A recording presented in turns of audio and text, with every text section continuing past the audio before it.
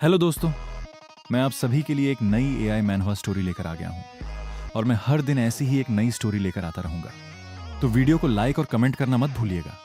अब बिना किसी देरी के चलिए सीधे मैनहवा की दुनिया के अंदर चलते हैं। एक इंटरनेट कैफे में अचानक मर जाने के बाद मैं एक नेशनल ट्रेजर के रूप में पुनर्जन्म ले चुका था। एक बाघ होना वाकई काफी शानदार है। न कोई पढ़ाई, न कोई परीक्षा और न ही काम पर जाने की चिंता। मुझे कुछ भी करने की जरूरत नहीं है। मुझे लगता है कि मैंने लेटे रहने की कला में पूरी तरह महारत हासिल कर ली है। मात्र 2 साल में मेरा वजन सीधे 600 पाउंड हो गया और मैं इस वाइल्ड लाइफ पार्क का टाइगर किंग बन गया। मेरे इशारों पर नाचने वाले 30 से ज्यादा अंडरलिंग्स भी हैं। बस एक ही कमी है कि इसकी उम्र बहुत कम होती है। काश मैं 100 साल जी पाता तो पूरी एक सदी तक बस आराम से लेटा रहता। खाने का मुंह में थाली की तरह परोसा जाना बहुत ही आरामदायक है। खुद को मोटापे से बचाने के लिए मैं नियमित रूप से वर्कआउट भी करता हूँ। मम्मी, वो बड़ा बाघ कितना विशाल है। थोड़ी दूर से एक छोटी सी बच्ची की आवाज गूंजी। क्या वह मेरे बारे में बात कर रही है? मैंने अपना सिर झुकाया और अपनी भारी भरकम खोपड़ी उस आवाज की तरफ घुमाई। एक काली एसयूवी थी जिसकी खिड़की आधी खुली हुई थी और उसमें से एक छोटा सा सिर झांक रहा था। सचमुच वो एक छोटी सी बच्ची थी। वह करीब 5 साल की लग रही थी। उसने 2 छोटी छोटी चोटियां बनाई हुई थी और उसके गोल मटोल गुलाबी गालों के साथ वह बेहद प्यारी लग रही थी। मैंने उसे देखकर एक अजीब सा चेहरा बनाया। मम्मी, बड़ा बाघ कितना प्यारा है, छोटी बच्ची ने उत्साह से चिल्लाकर कहा। यह सुनकर मेरे 2 अंडरलिंग्स चौंक गए जो एसयूवी में काफी दिलचस्पी लेते दिख रहे थे। मैंने एक धीमी दहाड़ के साथ उन्हें अपनी जगह पर ही रहने का इशारा किया। एसयूवी और करीब आ गई और आखिरकार मुझसे लगभग 20 मीटर की दूरी पर रुक गई। बड़ा बाघ, छोटी बच्ची उत्साह से चीखने लगी। मैंने हल्की सी मुस्कान के साथ जमीन से उठकर खुद को सुस्ती से फैलाया, अंगड़ाई ली। वाह, ये बाघ तो बहुत विशाल है। अब सिर्फ वह छोटी बच्ची ही नहीं बल्कि कार में मौजूद बाकी लोग भी मुझे हैरानी से देख रहे थे। तभी एक टूरिस्ट बस वहां आकर रुकी और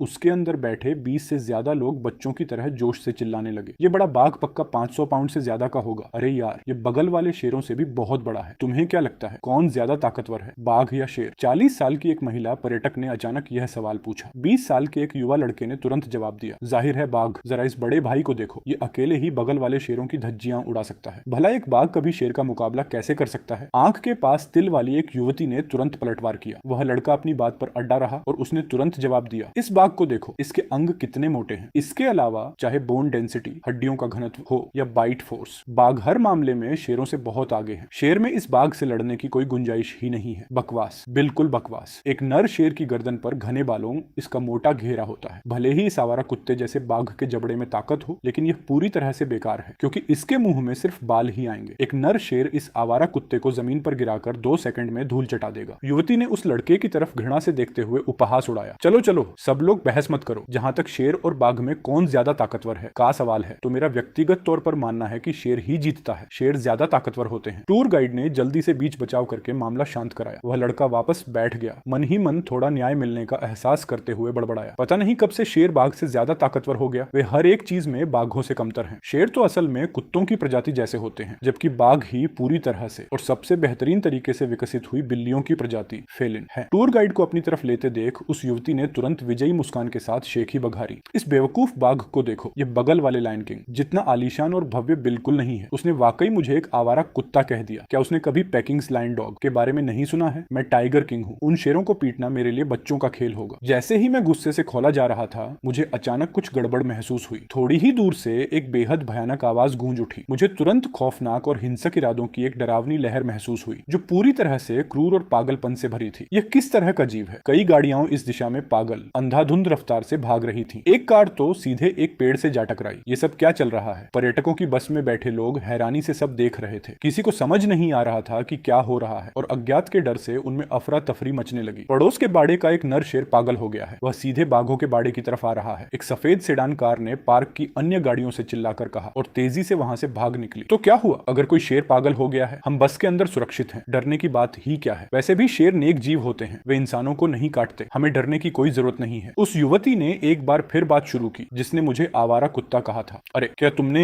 अभी यह नहीं कहा था कि एक शेर इस आवारा कुत्ते का मुकाबला नहीं कर सकता? ठीक है, तो फिर शेर सीधे बाघ के बाड़े में घुस आया है। अपनी आंखें खुली रखो और गौर से देखो कि कैसे यह शेर इस आवारा कुत्ते का कचूमर निकालता है। तिल वाली उस युवती ने एक बार फिर उस लड़के पर अपनी भड़ास निकाली जिसने बाघ की तारीफ की थी। वह लड़का पूरी तरह से चुप हो गया, लेकिन वह यह जानने के लिए भी उत्सुक था कि आखिर एक शेर बाघ के बाड़े में कैसे आ गया। एक कान के पर्दे फाड़ देने वाली दहाड़ के साथ एक बेहद विशाल और डरावना नर शेर प्रकट हुआ। वह किसी भी सामान्य शेर से कहीं अधिक बड़ा था। उसकी अयाल असाधारण थी, सुनहरे पीले रंग की और बहुत लंबी। मैंने उस शेर की आंखों में शुद्ध हत्या का इरादा देखा, एक भयानक दुर्भावना। उन ठंडी नजरों ने मेरी रीढ़ में सिहरन पैदा कर दी। और इस शेर का वजन निश्चित रूप से मेरे बराबर था। यह भी 600 पाउंड के आसपास रहा होगा। मैं इस शेर को पहचानता था। यह बगल के बाड़े का लायन किंग था, जिसका एक बहुत अच्छा नाम था, कारा। कारा की अयल भी बदल गई थी। ऐसा लग रहा था जैसे उसका इवोल्यूशन हो गया हो। कुछ तो गड़बड़ है, बहुत बहुत ज्यादा गड़बड़ है। कितना आलीशान लायन किंग है। ये लायन किंग निश्चित रूप से उस आवारा कुत्ते को तबाह कर देगा। तिल वाली युवती अपना फोन निकाले बिना नहीं रह पाई और उसने शेर की एक के बाद एक कई तस्वीरें खींच ली। वह लड़का भी शेर को घूर रहा था। उसने शेर की ठंडी बेजान आंखों को नोटिस किया और तुरंत चेतावनी दी, तस्वीरें लेना बंद करो। तुम क्या कर रहे हो? मैं तस्वीरें ले रही हूँ, इससे तुम्हारा क्या मतलब? तुम अपने आवारा कुत्ते की तस्वीरें लो, मैं अपने संरक्षक देवता गोल्डन लायन किंग की तस्वीर ले रही हूँ। तिल वाली युवती ने उस लड़के पर झल्लाकर कहा और वापस शेर की तस्वीरें लेने लगी। वह लड़का मन ही मन घबरा रहा था, बस यह प्रार्थना कर रहा था कि यह भयानक शेर उनकी टूरिस्ट बस के पीछे न पड़ जाए। सब लोग तस्वीरें लो, ये लायन किंग्स कितना खतरनाक और शानदार है। ये 1 मिनट में उन आवारा कुत्तों को तबाह कर देगा। अगर मैं इसे रिकॉर्ड कर लूं तो यह पक्का वायरल हो जाएगा। महिला ने उत्साह से कहा। मैं अपनी जगह से नहीं हिला, मैं बस लायन किंग कारा के हमले का इंतजार कर रहा था। मैं अच्छी तरह जानता था कि कारा की नजरें सीधे मुझ पर टिकी हुई थी, लेकिन जैसे ही मैं उसके हमले के लिए तैयार हुआ, कारा को किसी बात पर जैसे गुस्सा आ गया और वह मुझ पर हमला करने के बजाय सीधे टूरिस्ट बस की तरफ झपट पड़ा। कारा ने कुछ ही सांसों में बस के पास की दूरी तय कर ली और अपनी विशाल पंजा जोर से बस पर दे मारी। अरे बाप रे! वह भयानक वार बस पर इतनी जोर से लगा कि खिड़कियां चकनाचूर हो गईं। टक्कर से बस की सुरक्षा के लिए लगी धातु की सलाखें, सेफ्टी बार भी अंदर की तरफ मुड़ गईं। बचाओ, कोई तो बचाओ, मुझे बचाओ। वो महिला जो अभी अभी तस्वीरें ले रही थी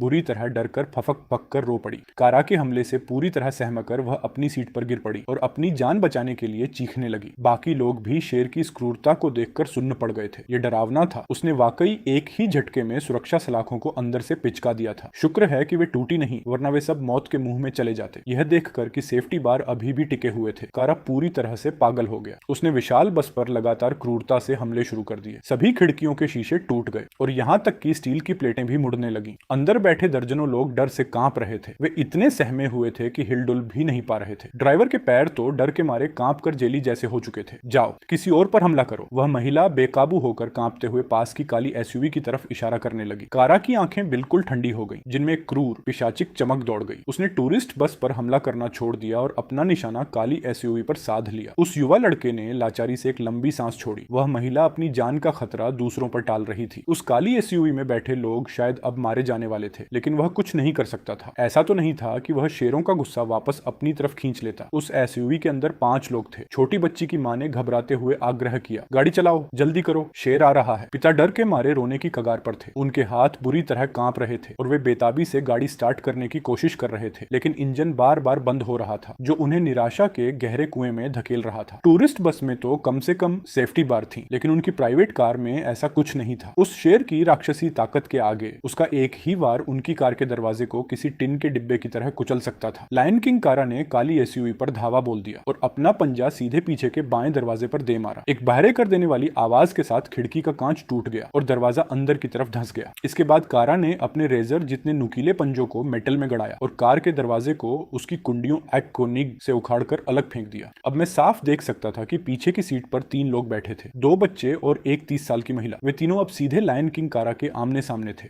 मैंने उनकी आंखों में मौत का खौफ देखा। इस शेर की बुद्धिमत्ता आसमान छू रही थी। वह सचमुच जानता था कि कार के दरवाजे को पंजों से कैसे उखाड़ा जाता है। मैं यहाँ चुपचाप बैठकर यह सब नहीं देख सकता था, वरना वह छोटी बच्ची, उसकी माँ और उसका छोटा भाई सचमुच मौत के मुंह में चले जाते। मैंने एक भयंकर दहाड़ छोड़ी और सीधे लायन किंग कारा की तरफ दौड़ पड़ा। चाहे कुछ भी हो जाए, मुझे उन लोगों की जान बचानी ही होगी। कारा भले ही बेहद समझदार हो, लेकिन वह बहुत ज्यादा क्रूर हो चुका था। वह दोस्त और दुश्मन में फर्क करने की क्षमता खो बैठा था। मेरी रफ्तार अविश्वसनीय रूप से तेज थी। आप कह सकते हैं कि मैं बिजली की तरह आगे बढ़ रहा था। हवा बाघ के साथ चलती है और बादल ड्रैगन के साथ। ये एक अजेय और भारी ताकत थी। मेरे शरीर से ऊर्जा की एक लहर फूट पड़ी और लायन किंग कारा पर जा गिरी। कारा बस अपने शिकार पर टूटने ही वाला था कि तभी उसे पीछे से दहाड़ सुनाई दी। वह आग बबूला हो गया और तेजी से घूमकर मेरी तरफ झपटा। लायन किंग और टाइगर किंग आपस में टकराने ही वाले थे। जल्दी से वीडियो बनाओ, शेर इस आवारा कुत्ते को पीट रहा है। वह महिला फिर से उत्साहित हो गई और रिकॉर्डिंग करने के लिए अपना फोन निकाल लिया। भीड़ की सांसें थमी हुई थी और उनकी रोमांचक नजरों के सामने मैं उस ताकतवर शेर से जा भिड़ा। आया। दोनों विशालकाय जीव एक दूसरे से टकराकर जमीन पर लुढ़क गए और एक पल गंवाए बिना बेरहमी से एक दूसरे पर टूट पड़े। मैंने सीधे पागल हो चुके कारा की एक आंख पर हमला किया और उसे फोड़ डाला, जबकि उसके पंजों ने मेरी गर्दन के पिछले हिस्से को चीर दिया था। शुक्र है कि वह मुझे काट नहीं पाया। मुझे यह सोचने का बिल्कुल समय नहीं मिला कि कारा के पंजे इतने लंबे कैसे थे। इस वक्त मेरा इकलौता मकसद उसे मार गिराना था। उसकी लड़ने की ताकत पागलपन की हद तक जबरदस्त थी और लगभग मेरी ही बराबरी की थी। अगर मैं एक सेकंड के लिए भी चूक जाता तो इस लायन किंग के जबड़ों में मेरी जान जाना तय था। तुम कर सकते हो बड़े बाघ। दरवाजे के बिना रह गई एसयूवी से एक छोटी बच्ची ने अपनी पूरी ताकत से मेरा हौसला बढ़ाया। मुझे इस बड़े शेर जैसे कुत्ते से बिल्कुल नहीं हारना चाहिए। मुझे 3 राउंड में इसे खत्म करना ही होगा। मुझे लायन किंग कारा को मारना ही होगा। मैं महसूस कर सकता था कि कारा के साथ कुछ बहुत बड़ा झोल था। उसके घाव ठीक हो रहे थे। वह और ज्यादा ताकतवर होता जा रहा था, जैसे वह कोई चीट कोड इस्तेमाल कर रहा हो। मैंने जमीन पर झुककर स्प्रिंग की तरह छलांग लगाई और पलक झपकते ही कारा पर टूट पड़ा। मेरा निशाना उसकी दूसरी आंख पर था। कारा गुस्से से दहाड़ उठा। वह बदला लेना चाहता था। वह इस बाघ के टुकड़े टुकड़े करके उसे खा जाना चाहता था। वह महसूस कर सकता था कि अगर उसने इस बाघ को खा लिया तो वह और भी ज्यादा शक्तिशाली हो जाएगा। दूसरी भिड़ंत शुरू होते ही सबकी सांसें अटक गईं। शेर और बाघ के बीच चल रही इस जानलेवा जंग को देखने के लिए किसी में सांस लेने की भी हिम्मत नहीं बची थी। सुनहरे रंग के उस भयानक लायन किंग और बाड़े के टाइगर किंग के बीच जिंदगी और मौत की लड़ाई चल रही थी। उस खौफनाक मंजर को देखकर वहां मौजूद हर शख्स सदमे से सुन्न पड़ गया था। यहां तक कि मेरे अंडरलिंग्स भी इकट्ठा हो चुके थे और कारा पर हमला करने के लिए तैयार थे। इस दूसरे राउंड में मैंने लायन किंग कारा के चेहरे पर एक गहरा लंबा घाव कर दिया और उसकी पीठ पर खून से लथपथ कई गहरे पंजों के निशान छोड़ दिए, लेकिन मैं उसकी दूसरी आंख नहीं फोड़ पाया। मेरी हालत भी कुछ खास अच्छी नहीं थी। मेरा पेट चीर दिया गया था। लायन किंग कारा अपनी प्रजाति में यकीनन सबसे ताकतवर था, जो सवाना के किसी भी जंगली शेर से बहुत आगे था। अब एक आंख से काना हो चुका कारा एक आंखों वाला लायन किंग बन चुका था। उसकी वह इकलौती खौफनाक आंख पूरी नफरत से मुझे घूर रही थी। उसने आसमान की तरफ देखकर एक फ्यूरियस दहाड़ लगाई और फिर मुड़कर भाग खड़ा हुआ। मैंने अपने घावों को चाटा और उसका पीछा करने की कोई कोशिश नहीं की। कारा की बची हुई उस एक आंख में मुझे गुस्सा, नफरत, हैरानी और अविश्वास साफ दिखाई दे रहा था। यह उसकी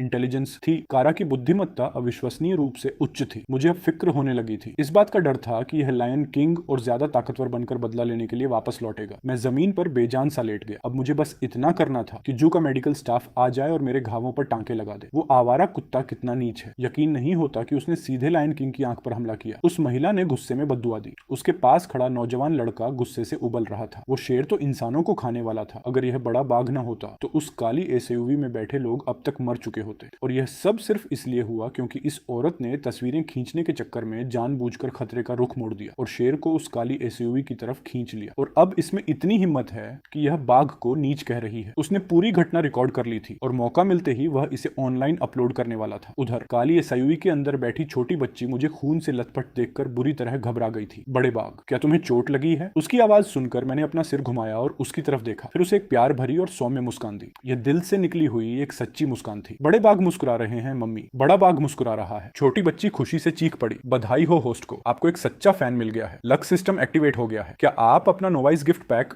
क्लेम करना चाहते हैं? मुझे सच में लगा कि मेरा दिमाग खराब हो गया है, वरना मेरे दिमाग में ऐसी आवाज क्यों गूंजेगी? जब तक वह आवाज कुछ बार और दोहराई गई तब तक मुझे पूरा यकीन हो गया। मैं खुशी से पागल हो गया। मैं एक सिस्टम वाला आदमी नहीं, सिस्टम वाला बाघ हूँ। नोवाइस गिफ्ट पैक क्लेम करो। होस्ट को नोवाइस गिफ्ट पैक का इनाम मिलने पर बधाई। व्हाइट टाइगर एसेंस ब्लड, सफेद बाघ का सार रक्त की एक बूंद इन्वेंट्री में स्टोर कर दी गई है, जिसे किसी भी समय क्लेम किया जा सकता है। क्लेम करो। अपनी खुशी को रोके बिना मैंने कहा। मैं सोचने लगा कि क्या यह व्हाइट टाइगर एसेंस ब्लड उसी पौराणिक जानवर का है जिसके बारे में मैंने कहानियों में पढ़ा था, पौराणिक सफेद बाघ। जैसे ही मैंने white tiger essence blood claim किया, मेरे दिल के भीतर खून की एक लाल बूंद प्रकट हो गई। उसे जो ओरा निकल रही थी, उसे देखकर मेरा मन उसके सामने पूरी श्रद्धा से झुक जाने को करने लगा। मुझे ऐसा लगा कि अगर सफेद बाघ के खून की यह बूंद बाहरी दुनिया में प्रकट हो जाए तो यह पूरी पृथ्वी को तबाह कर सकती है। सिस्टम हो तो ऐसा। नोवाइस गिफ्ट पैक भी इतना खौफनाक है। डिटेक्ट किया गया है कि होस्ट की ताकत इस व्हाइट टाइगर एसेंस ब्लड को आत्मसात करने पचाने के लिए बहुत कम है। व्हाइट टाइगर एसेंस ब्लड को वापस स्टोरेज में भेज दिया गया है। होस्ट के मजबूत होने के बाद कृपया इसे क्लेम करें। व्हाइट टाइगर एसेंस ब्लड मेरे दिल से गायब हो गया। मैंने राहत की सांस ली, लेकिन तभी मुझे तुरंत एहसास हुआ कि मेरा नोवाइस गिफ्ट पैक तो खत्म हो गया। कमीने सिस्टम, तू मुझे सिर्फ वही चीजें देता हूं जिन्हें मैं इस्तेमाल ही नहीं कर सकता। जल्दी कर और मुझे कोई व्यावहारिक चीज दे। लॉटरी में इस्तेमाल करने के लिए कृपया जल्द से जल्द लक जड़ टमीज इकट्ठा करें। होस्ट के पास वर्तमान में आयरन ट्रेजर चेस्ट, लोहे के खजाने के संदूक से एक बार ड्रा करने का मौका है। लक, मुझे लक कैसे मिलेगा? मैं थोड़ा हैरान रह गया। उदाहरण के लिए, यदि कोई होस्ट एक सच्चा फैन बनाता है तो आप आयरन ट्रेजर चेस्ट से एक ड्रा जीतते हैं। 100 लाइक्स मिलने खोलने पर भी आयरन ट्रेजर चेस्ट से एक ड्रम मिलता है। समझ गया, ये सच्चा फैन वही छोटी बच्ची होगी, है ना? झाओ शियाओमिंग, मैं तुम्हें याद रखूंगा। ये वही छोटी बच्ची थी जिसने मुझे सिस्टम एक्टिवेट करने में मदद की थी। बाद में मुझे इसका ढंग से शुक्रिया अदा करना होगा। ड्रा करो। ग्रेटर दैन डिंग, होस्ट ने एक पाउंड स्पिरिट स्टोन्स निकाले हैं जो इन्वेंट्री में स्टोर हैं और इन्हें किसी भी समय क्लेम किया जा सकता है। मैं तुरंत खुशी से झूम उठा। मैंने वाकई पौराणिक स्पिरिट स्टोन्स निकाल लिए हैं। अगर मैं इन स्पिरिट स्टोन्स को सोख लूं तो क्या मैं और ज्यादा ताकतवर नहीं बन जाऊंगा? स्पिरिट स्टोन्स की आध्यात्मिक ऊर्जा को कैसे सोखूं? होस्ट इन्हें सीधे खा सकता है। सीधे खा लूं? बुरा तरीका नहीं है। एक ओन स्पिरिट स्टोन्स क्लेम करो। मैंने सोचा कि पहली बार में छोटी शुरुआत करना ही ठीक रहेगा, कहीं पेट खराब ना हो जाए। अगले ही पल एक छोटा सा पत्थर सीधे मेरे पेट के अंदर प्रकट हो गया। सीधे पेट के अंदर प्रकट होना काफी सुविधाजनक है। इससे मुझे पहले उन्हें चबाने की मेहनत से छुटकारा मिल जाता है।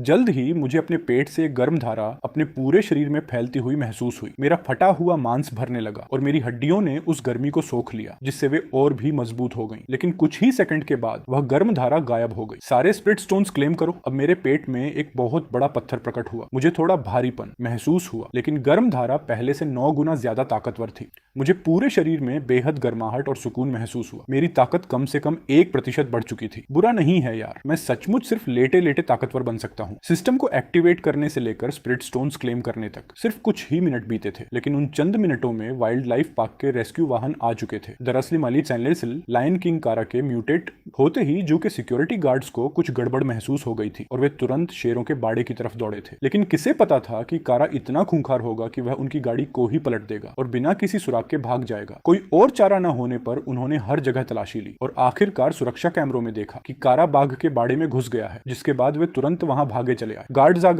आ गए। डरावनी दहशत में अपनी सांसें रोके बैठे कार मालिकों ने राहत की सांस ली। उन्होंने कुछ ही पल पहले सचमुच महसूस किया था कि वे मरने वाले हैं। ये मौत के दरवाजे के सबसे करीब का अनुभव था। गार्ड्स, उस बाघ को मार डालो, ये इंसानों को खाने की कोशिश कर रहा था। उस महिला ने सुरक्षा गार्डों पर चिल्लाकर कहा। टूरिस्ट बस में बैठे एक पर्यटक को यह चीखते हुए सुनकर कि बाघ इंसानों को खा रहा है, गार्ड तुरंत तनाव में आ गए। अगर कोई बाघ सचमुच किसी इंसान को खा ले तो जू प्रशासन को इसकी पूरी जिम्मेदारी लेनी पड़ती और इंसान का मांस खाने वाले बाघ को किसी भी कीमत पर मारना ही पड़ता। लेकिन इसे कैसे संभालना है यह मैनेजमेंट पर निर्भर करता था। गार्ड ने अपनी ट्रैंक्विलाइजर गन, बेहोशी की सुई वाली बंदूक उठाई और सीधा मुझ पर निशाना साध दिया। बाघ को मत मारो, वो बाघ लोगों की जान बचा रहा था। उसने उस परिवार को शेर के जबड़ों से बचाया है। अगर यकीन न हो तो जाकर उन्हीं से पूछ लो, उस युवा लड़के ने गार्डों पर चिल्लाकर कहा। यह सुनकर गार्ड्स के सिर में भयंकर दर्द होने लगा। महिला कह रही है कि बाघ इंसानों को खा रहा था और लड़का कह रहा है कि बाघ जान बचा रहा था। यहाँ आखिर चल क्या रहा है? मिस्टर गार्ड, इस बड़े बाघ ने हमारी जान बचाई है। उसने शेर को भगाया और हमें बचाया। 5 साल की शियाओ शियाओमिंग ने चिल्लाकर कहा। यह बिल्कुल सही कह रही है अफसर। अगर इस बाघ ने ऐसा न किया होता तो मेरा पूरा परिवार मर चुका होता। आपको जल्दी से उस शेर को मारना चाहिए और यह बाघ घायल है, इसके घावों का जल्दी इलाज करवाइए। शियाओमी के पिता ने जो कुछ हुआ था उसे जोर जोर से दोहराया। गार्ड ने सिर हिलाया। चिंता मत करो, मैं पहले इस बड़े बाघ को बेहोश करने की सुई दे देता हूँ और मेडिकल स्टाफ से इसके घाव दिखवाता हूँ। इसके साथ ही गार्ड ने फायर कर दिया। बेहोशी का वह डार्ट आकर सीधे मेरी लगा। मैंने इस बार बचाव नहीं किया, वरना वह डार्ट मुझ पर कभी लग ही नहीं सकता था। वैसे भी ट्रैंक्विलाइजर का मुझ पर कोई असर नहीं होने वाला था, लेकिन दूसरा डार्ट खाने से बचने के लिए मेरे पास इसके अलावा कोई और चारा नहीं था। मरे होने का नाटक करना और बेहोश होने का ढोंग करना। बहुत खूब। चूंकि तुमने गार्ड से मुझे मरवाने की कोशिश की थी, इसलिए मैं तुम्हें अच्छी तरह याद रखूंगा। बस उम्मीद है कि तुम इतनी जल्दी न मरो। मैंने उस औरत के चेहरे को अपने दिमाग में अच्छी तरह बैठा लिया था। मैं आमतौर पर एक बहुत ही समझदार किस्म का बाघ हूँ, लेकिन अगर तुम मुझे मरवाना चाहती हो तो मुझे खेद है। फिर सारे नियम खत्म। वाइल्ड लाइफ पार्क के 2 डॉक्टर दौड़ते हुए आए। जब उन्होंने मुझे देखा तो वे मारे डर के लगभग कांप उठे। सब ठीक है, हमने इस बड़े बाघ को पहले ही ट्रैंक्विलाइजर, बेहोशी की सुई दे दी है, ये हिलेगा नहीं। सिक्योरिटी कैप्टन लू मिंक ने आश्वस्त करते हुए कहा। ठीक है, अब मैं बड़े बाघ का इलाज करता हूँ। दोनों डॉक्टरों ने खुद को संभाला और मेरे करीब आए। उनके पैर बेकाबू होकर कांप रहे थे। ये बाघ वाकई बहुत बड़ा था। सिर से लेकर कूल्हे तक 3 मीटर और पूंछ मिला दी जाए तो पूरे 4 मीटर। भले ही मैं सोया हुआ था, लेकिन हर कोई दहशत में था। सभी पर्यटकों से निवेदन है, कृपया तुरंत इस इलाके को खाली कर दें। सिक्योरिटी कैप्टन लूमिंक ने एक मेगाफोन हाथ में लेकर आसपास की भीड़ पर चिल्लाते हुए कहा। हम बस यह देखना चाहते हैं कि बड़ा बाघ ठीक है या नहीं। देखना बंद करो, वह बिल्कुल ठीक है। लूमिंक ने फिर से चिल्लाया। ठीक है, हम बस एक बार देखकर तुरंत जा रहे हैं। सिक्योरिटी कैप्टन लूमिंक का सिर चकरा रहा था। जो शेर यहाँ से भागा था वह अभी तक पकड़ा नहीं गया था। वे इस बात से भी डरे हुए थे थे कि क्या वो लायन किंग कारा दोबारा किसी पर हमला कर देगा। किसी की जान पहले ही जा चुकी थी। जू चिड़ियाघर। मैनेजमेंट ने पुलिस को पहले ही बुला लिया था और वे इस वक्त पीड़ित परिवार के साथ बातचीत कर रहे थे। जहां तक सुरक्षा गार्डों का सवाल था, उनका मिशन सभी आगंतुकों की सुरक्षा सुनिश्चित करना था और साथ ही जितनी जल्दी हो सके उस शेर कारा को ढूंढना था। लेकिन अगर उन्हें कारा मिल भी जाता तो उनके पास सिर्फ ट्रैंक्विलाइजर गन थी। उन्होंने अभी अभी कारा को गोली मारी थी, लेकिन उस पर इसका कोई असर नहीं हुआ था। अचानक उनके दिमाग में एक विचार आया, अगर यह बाघ उस लायन किंग कारा को हरा सकता है तो क्या यह ट्रैंक्विलाइजर डार्ट्स के प्रति भी इम्यूनिटी रखता होगा। इस विचार आते ही सिक्योरिटी कैप्टन लू मिंग घबरा गए। उनके पैर कांप रहे थे। अगर इस बाघ ने दोबारा किसी पर हमला कर दिया तो यह उनकी नौकरी में बड़ी लापरवाही मानी जाएगी। लू मिंग ने बड़ी मुश्किल से पीछे मुड़कर देखा। जब उन्होंने दोनों डॉक्टरों को सावधानी से मेरे घावों पर मरहम पट्टी करते देखा तो उन्होंने राहत की सांस ली। चलो शुक्र है कि ट्रैंक्विलाइजर काम कर गया। लेकिन तभी उन्होंने देखा कि बाघ की पलकें ऐसे फड़फड़ा रही थीं जैसे दर्द असहनीय हो। अरे नहीं, क्या यह बाघ जागा हुआ है? क्या यह सोने का नाटक कर रहा है? सिक्योरिटी कैप्टन लू मिंग इतने डर गए कि उन्होंने सांस लेना भी बंद कर दिया। कैप्टन क्या हुआ? पास ही खड़े एक युवा सिक्योरिटी गार्ड श्याओली ने अपने कप्तान को कांपते हुए देखकर हड़बड़ाकर पूछा। लू मिंग ने अपनी जेब से सिगरेट निकालने के लिए बहुत संघर्ष किया। उन्होंने उसे जलाने की कोशिश की, लेकिन उनके हाथ इतने बुरे तरीके से कांप रहे थे कि वे लाइटर भी नहीं जला पा रहे थे। युवा गार्ड ने तुरंत उनके लिए सिगरेट जला दी। उसे लगा कि कप्तान हाल ही में हुई एक हत्या की वजह से चिंतित है। सच तो यह था कि उसने कभी ऐसा हिंसक खूंखार शेर नहीं देखा था जिसने एक पूरी कार को पलट दिया हो, मालिक को बाहर खींच लिया हो और एक ही झटके में उसे काट कर मार डाला हो। अगर गार्ड समय पर नहीं पहुंचते तो उस कार में मौजूद बाकी लोग भी यकीनन उस शेर द्वारा काट डाले जाते। यहाँ तक कि यहाँ की टूरिस्ट बसें भी बेशक कोई चकनाचूर कर दी गई थी और एसयूवी के दरवाजे उखाड़ दिए गए थे। ये बेहद डरावना था। फिर भी इतना भयानक शेर इस विशाल बाघ से हार गया था और इस प्रक्रिया में उसने अपनी एक आंख भी गंवा दी थी। ये बाघ भी अविश्वसनीय रूप से खूंखार था। श्याओली, ये बाघ जागा हुआ है। लू मिंग ने सिगरेट का एक गहरा कश लेते हुए फुसफुसाकर कहा। क्लैक। युवा गार्ड के हाथ से लाइटर छूटकर जमीन पर गिर गया। वह अच्छी तरह समझ गया था कि कप्तान का क्या मतलब था। वह यह भी जानता था कि अगर यह बाघ पागल हो गया तो इसके परिणाम क्या होंगे। वे दोनों डॉक्टर पक्का मारे जाते। कैप्टन, आपको कैसे पता कि बाघ जागा हुआ है? युवा गार्ड श्याओली ने कांपते हुए स्वर में पूछा। पलकें लगातार फड़फड़ा रही हैं। सिक्योरिटी कैप्टन लू मिंग ने फुसफुसाकर कहा। अब हम सिर्फ यही प्रार्थना कर सकते हैं कि बड़ा बाघ न हिले। कैप्टन, अब हम क्या करें? क्या हमें दोनों डॉक्टरों को वापस बुला लेना चाहिए? कुछ मत करो, वो बड़ा बाघ बहुत समझदार है। जब वे अब भी इसके टांके लगा रहे थे तब यह जरा भी नहीं हिला था। लू मिंग ने उसे सांत्वना दी, हालांकि वह खुद को ही ढांढस बंधाने की कोशिश कर रहे थे। बड़ा बाघ, बड़ा बाघ। जब लू मिंग दर्दनाक इंतजार कर रहे थे तभी एक छोटी सी बच्ची एक ऐसी कार से बाहर निकली जिसका दरवाजा उखड़ा हुआ था और सीधे चलकर मेरे पास आ गई। यह देखकर लू मिंग डर के मारे पीले पड़ गए। वह छोटी बच्ची को दूर जाने के लिए चिल्लाना चाहता था, लेकिन उसकी आवाज नहीं निकली। उसके पैर अभी भी कांप रहे थे। झाओ शियाओमिंग मेरे पीछे आई और अचानक उसने आगे बढ़कर मेरी पूंछ पकड़ ली। जैसे ही मेरी पूंछ पकड़ी गई मैं लगभग उछल ही पड़ा। वह इतनी गुदगुदी कर रही थी कि मेरा सचमुच हिलने का मन कर रहा था। डॉक्टर ने शियाओमिंग से मुस्कुराते हुए कहा, छोटी बच्ची, जल्दी वापस जाओ, यहां बहुत खतरा है।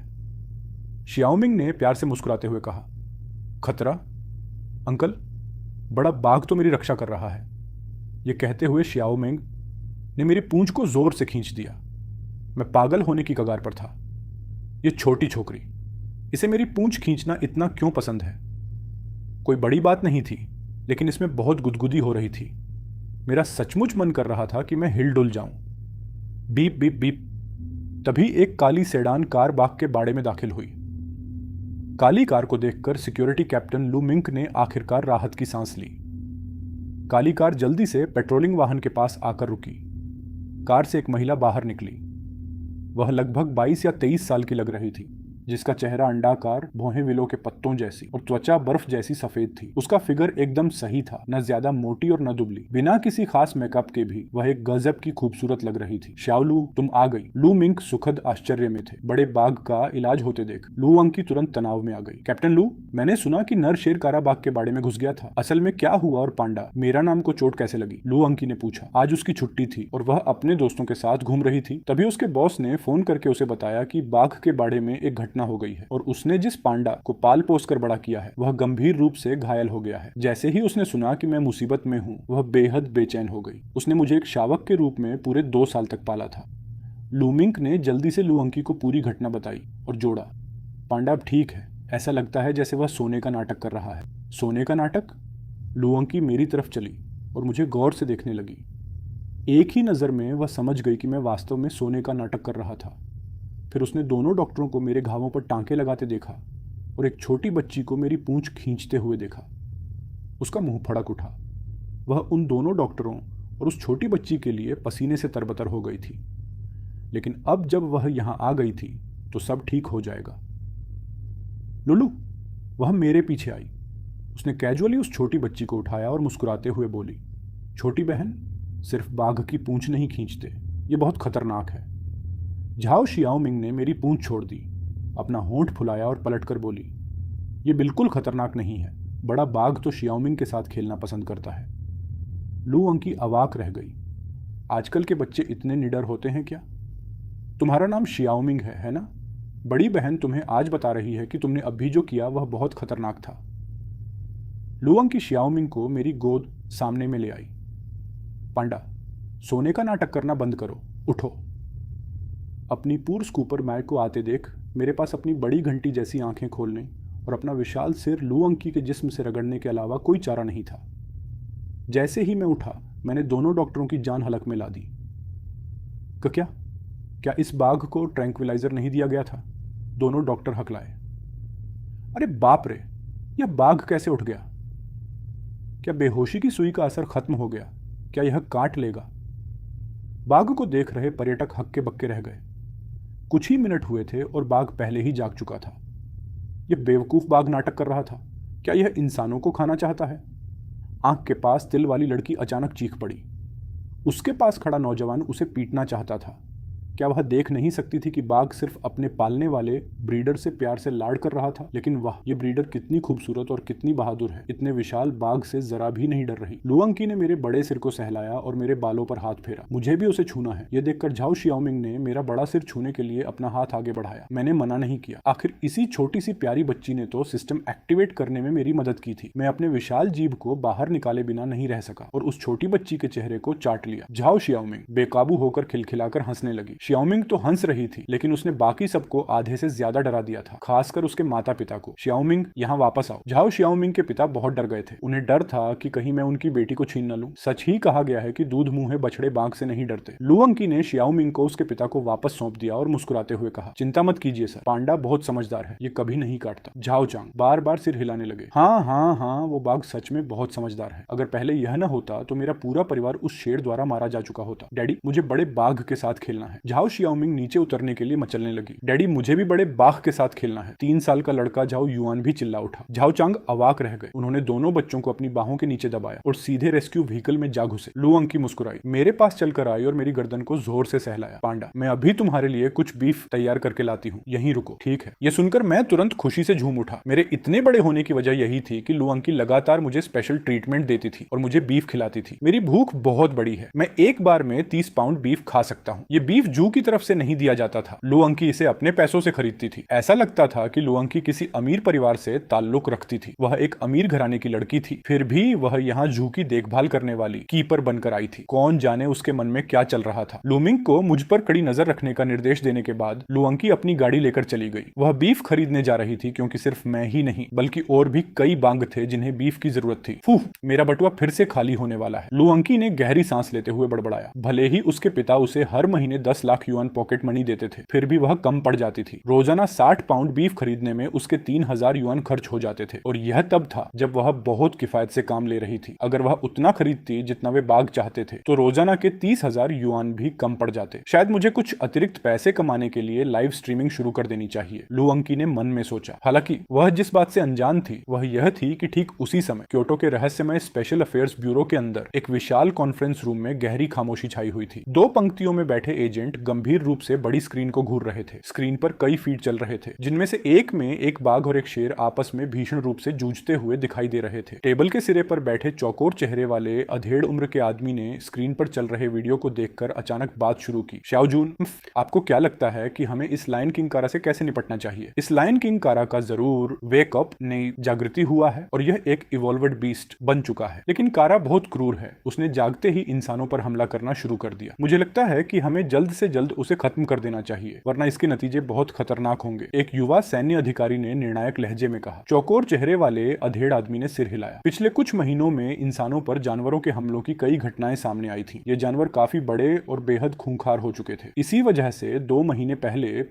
स्पेशल अफेयर्स ब्यूरो की स्थापना की गई थी, ताकि इस एनिमल म्यूटेशन की घटना का अध्ययन किया जा सके। अपनी रिसर्च के जरिए उन्होंने पुष्टि की थी कि दुनिया में एक रहस्यमय पदार्थ प्रकट हुआ है, जिसे उन्होंने स्पिरिट एनर्जी नाम दिया था, जिसे इवोल्यूशन ची या लॉन्गेविटी ची भी कहा जाता है। इसी स्पिरिट एनर्जी की वजह से कई जानवरों में बदलाव आए थे और वे अपने पूर्वजों के रूप में लौटने एटविज्म लगे थे। ये लायन किंग कारा इसका एक बेहतरीन उदाहरण था। उस टाइगर किंग पांडा के बारे में क्या ख्याल है? आप उससे कैसे निपटने की योजना बना रहे हैं? ये टाइगर किंग पांडा इंसानों पर हमला नहीं करता और यहाँ तक कि उनकी जान भी बचाता है। वह ब्रीडर लुअंकी भी टाइगर किंग को कंट्रोल कर सकती है। वह एक अच्छा बाघ है। युवा अधिकारी ने आखिरकार इस निष्कर्ष पर सहमति जताई कि पांडा एक अच्छा बाघ था। मैं तुमसे पूछ रहा हूँ, क्या तुम बता सकते हो कि इस पांडा का इवोल्यूशन हुआ है या नहीं? चौकोर चेहरे वाले अधेड़ आदमी ने फिर से पूछा। युवा अधिकारी ने वीडियो को ध्यान से देखा और अपना सिर हिलाया। शायद इसका इवोल्यूशन नहीं हुआ है। बाकी लोगों का क्या सोचना है? चौकोर चेहरे वाले अधेड़ आदमी ने दूसरों से पूछा। शायद इसका इवोल्यूशन नहीं हुआ है। सामान्य बाघों की तुलना में पांडा में थोड़े बड़े आकार के अलावा कोई दूसरा अंतर नहीं है। चौकोर चेहरे वाले अधेड़ आदमी ने वीडियो की तरफ देखा। उसकी उंगलियां अनजाने में मेज पर थपथपा रही थी। काफी देर बाद उसने कहा, श्याओजून, आप किंशान वाइल्ड लाइफ पार्क में लायन किंग कारा के प्रभारी हैं।